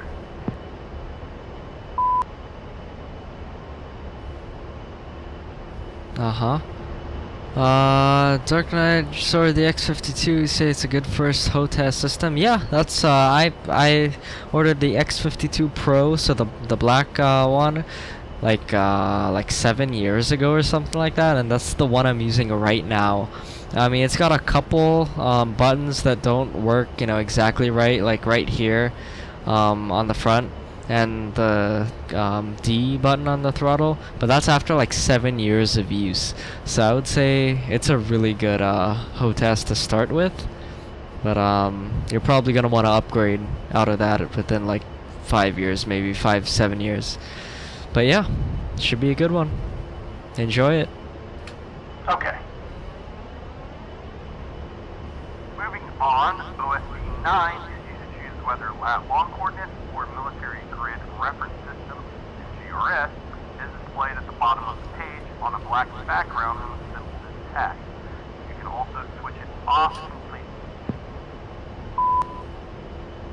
Okay. Okay. We mostly use MGRS, right?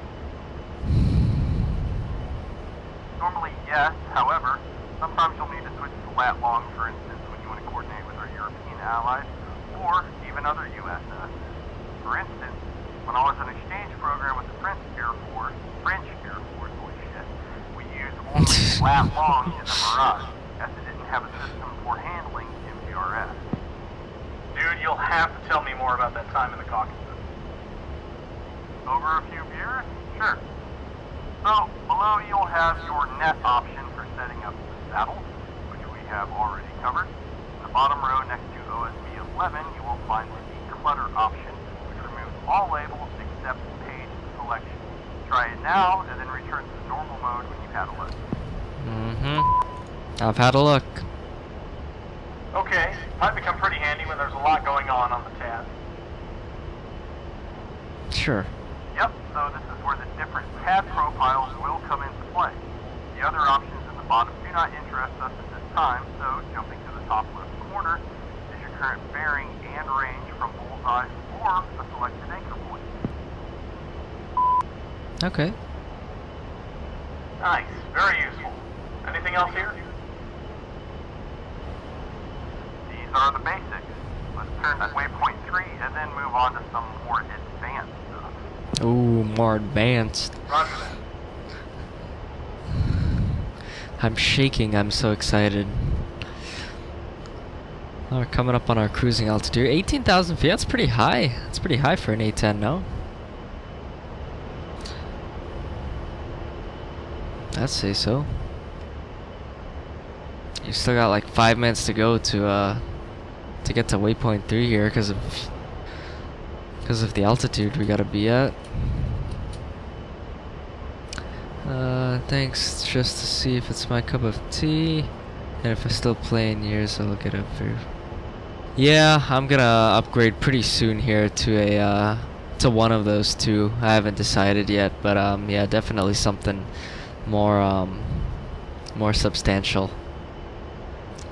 But if you're just getting into flight sim in general, the X-52 is what a lot of people start in, and the X-56, I think. But the X-52 is obviously more affordable.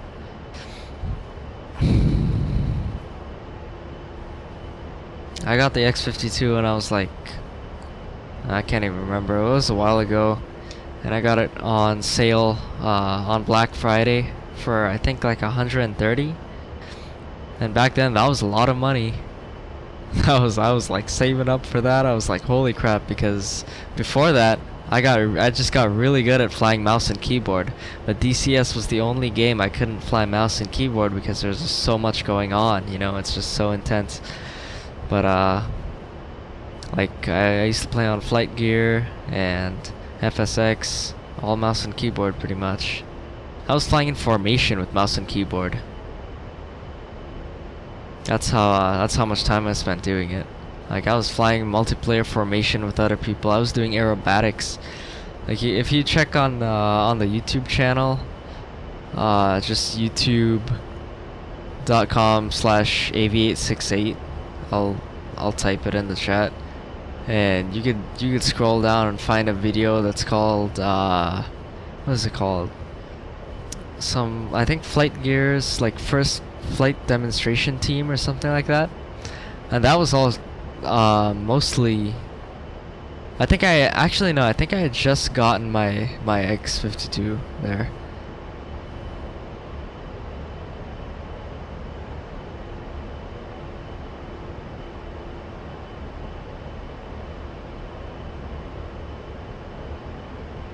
Oh shoot, nice, good job. I typed it into the YouTube chat. Professional streamer here, guys. Oh my god. I did it.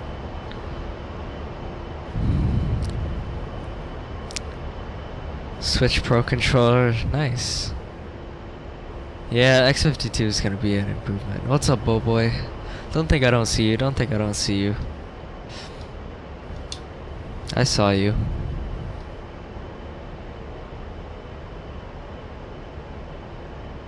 But anyway, that's my YouTube in the chat there. I post real life flying videos as well as some other stuff, so. But yeah, you could find that video that I was talking about there. You could see all of that was done with the X52, I think. And prior to that, I was doing that type of flying with mouse and keyboard anyway. So.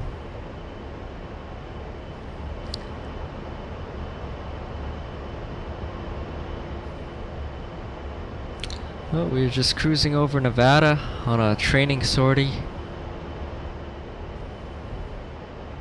I think after this mission I'll call it for real.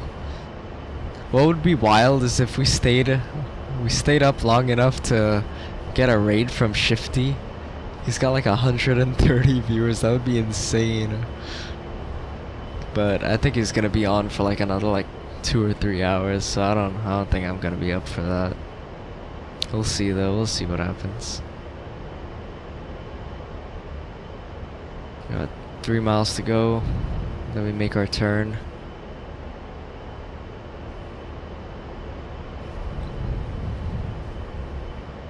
Bruh, I got it on autopilot.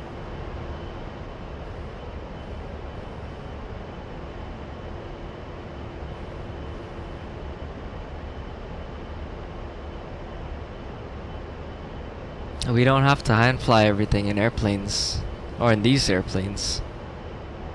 Alright, we start a turn here to we got east and then we got west. Yeah, coming left.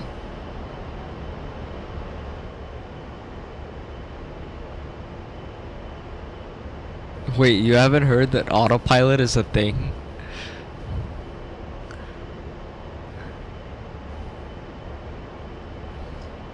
You've heard of like Tesla autopilot, right?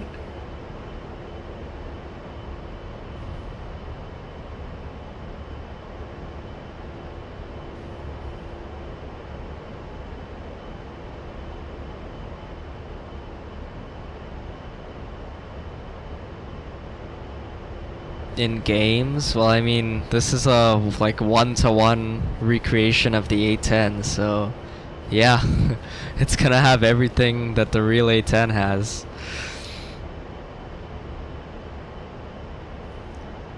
Alright, we set it up here. 18 thou.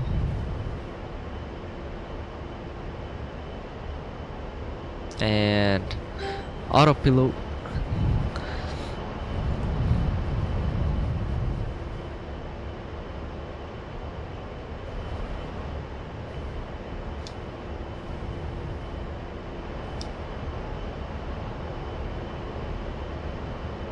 Okay, before we get to that advanced stuff that I mentioned, let's anchor here so that you can fully focus on the next part. Let me know when you're ready. Sure. We can anchor. I'll come right.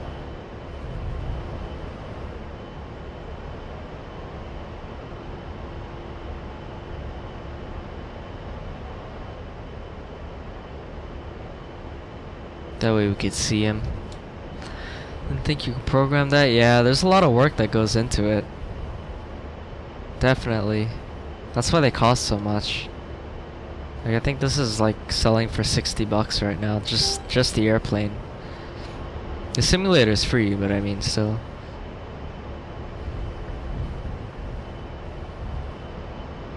Yeah, we got a community. Alright, we're anchoring. Ready to continue. The TAD profile control page can be accessed by pressing OSV1 on the main TAD page. What it allows you to do is modify the settings of the 4 different profiles that are listed under OSV 2, 3, 4, and 5. Why would I want to change the default one? The standard ones are very okay, but you might want to personalize some things. And now we will learn how to do just that. On most sorties, you will not even touch this, but there may be times when you want to adjust how your tab works. Okay. Okay, do me a favor and enter the profile control page by pressing OSD1. Let me know when you're there. I'm there. I think I'm there. Right?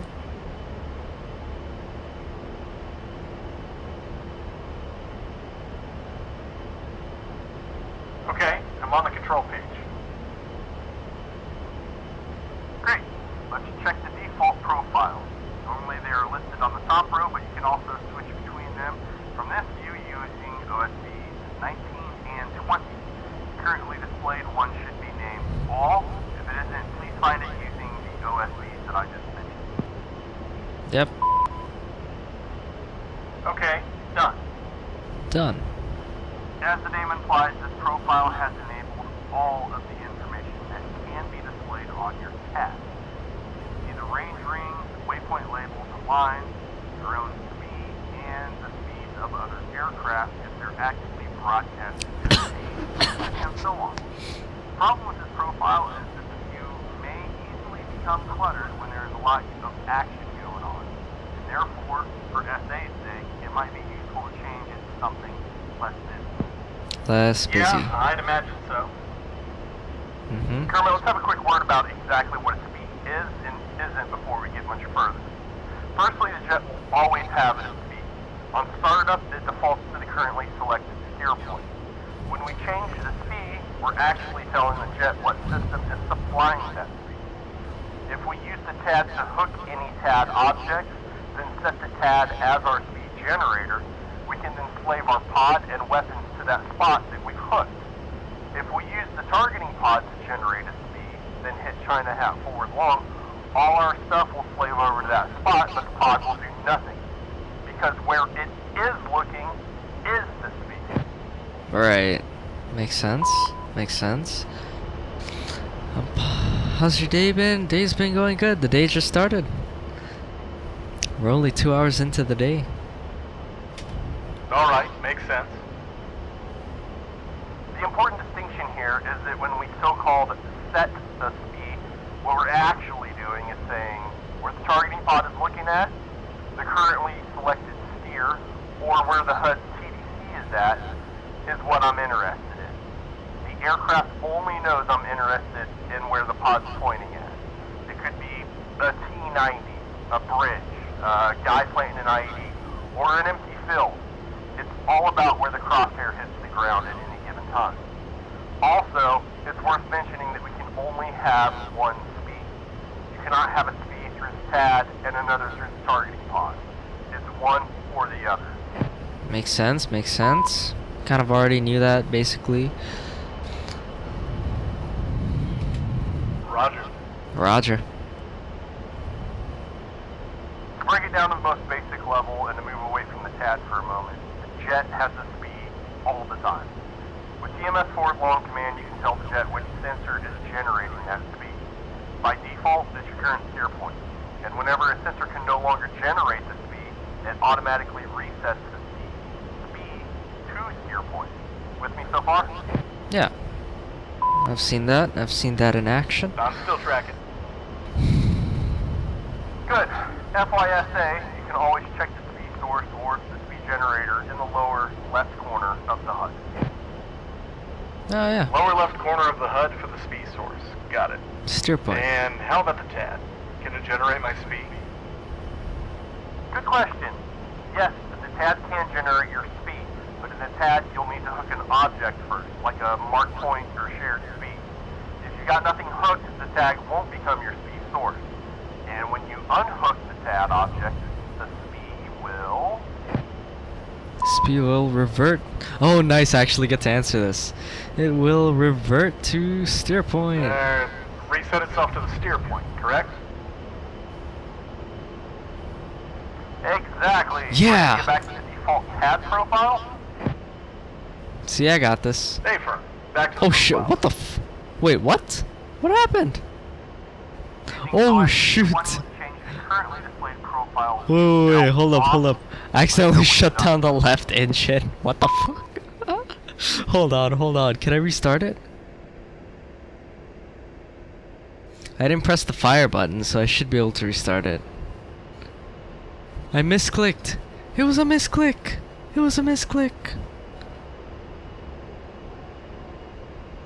Can you even air start?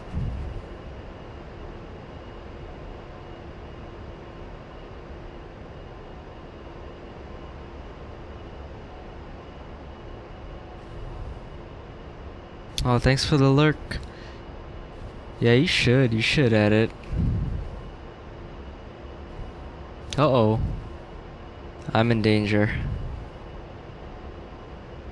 Damn it. I literally just bumped the mouse too. Crap.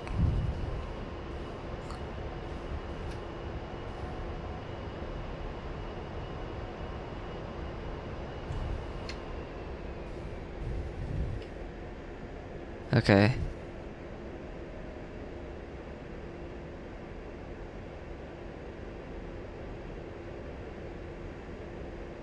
Is the core rising at all?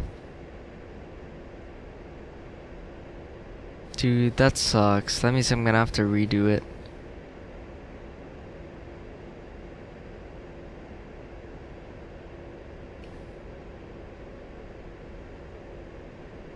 Maybe I gotta start the APU first.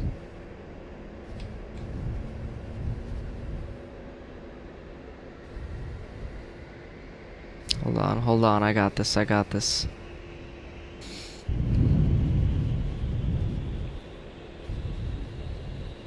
We train for this.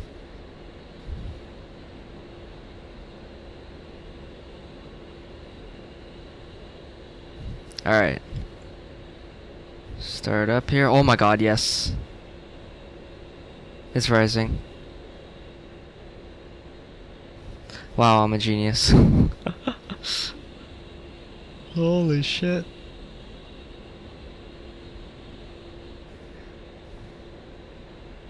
Yeah. I fixed it, Biff. Don't worry about me. Everything is under control.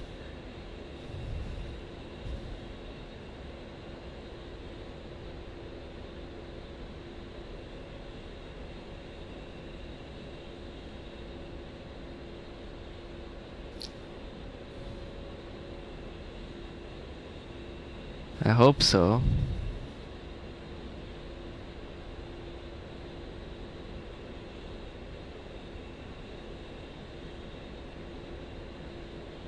Damn, maybe not.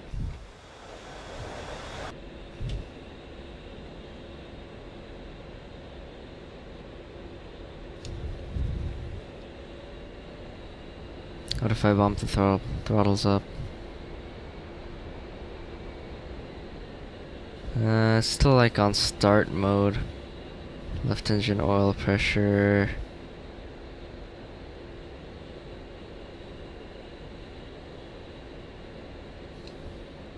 I need more speed.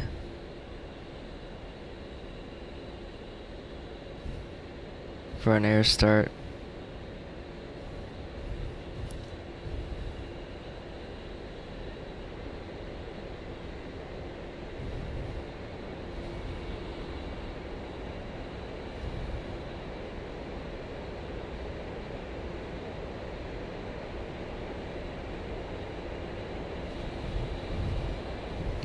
It's not gonna work. Damn it.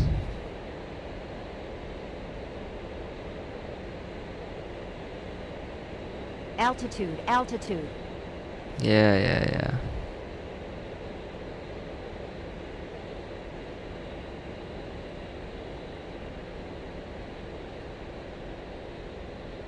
It's not happening. It is not happening.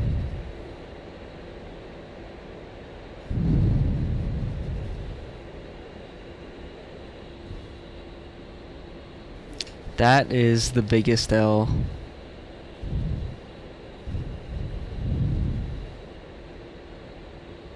Alright, I'm gonna just exit here. we'll go and do something else. Bib, hello. I'll just close. We'll do that again tomorrow. We'll try that again tomorrow. We'll hop onto some multiplayer.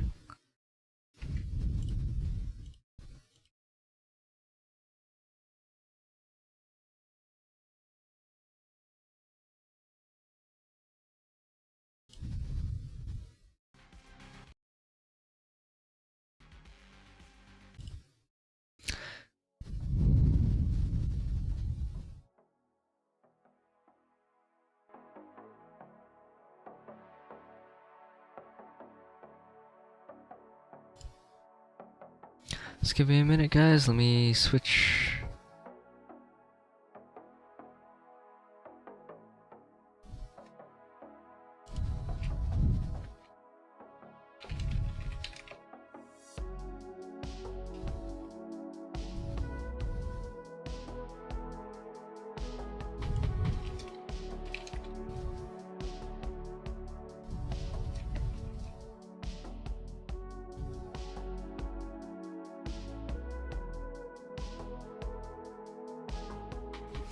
Let's do some through the Inferno servers and or missions, and then we'll call it.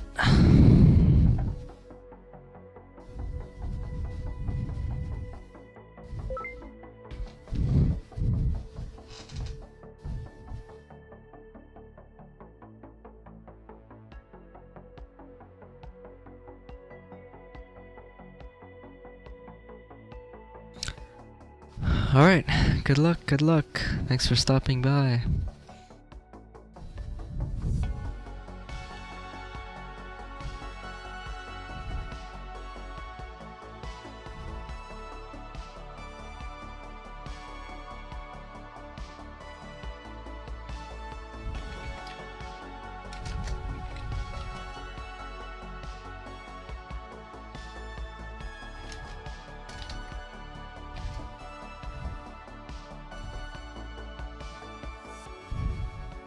I'm actually end the stream on YouTube, so if you are on YouTube, you can hop on over to Twitch, twitch.tv/AB868.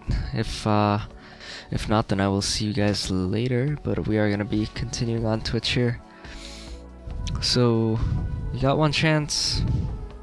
If not, then I will see you guys next time. We got a new video coming out on Saturday on YouTube.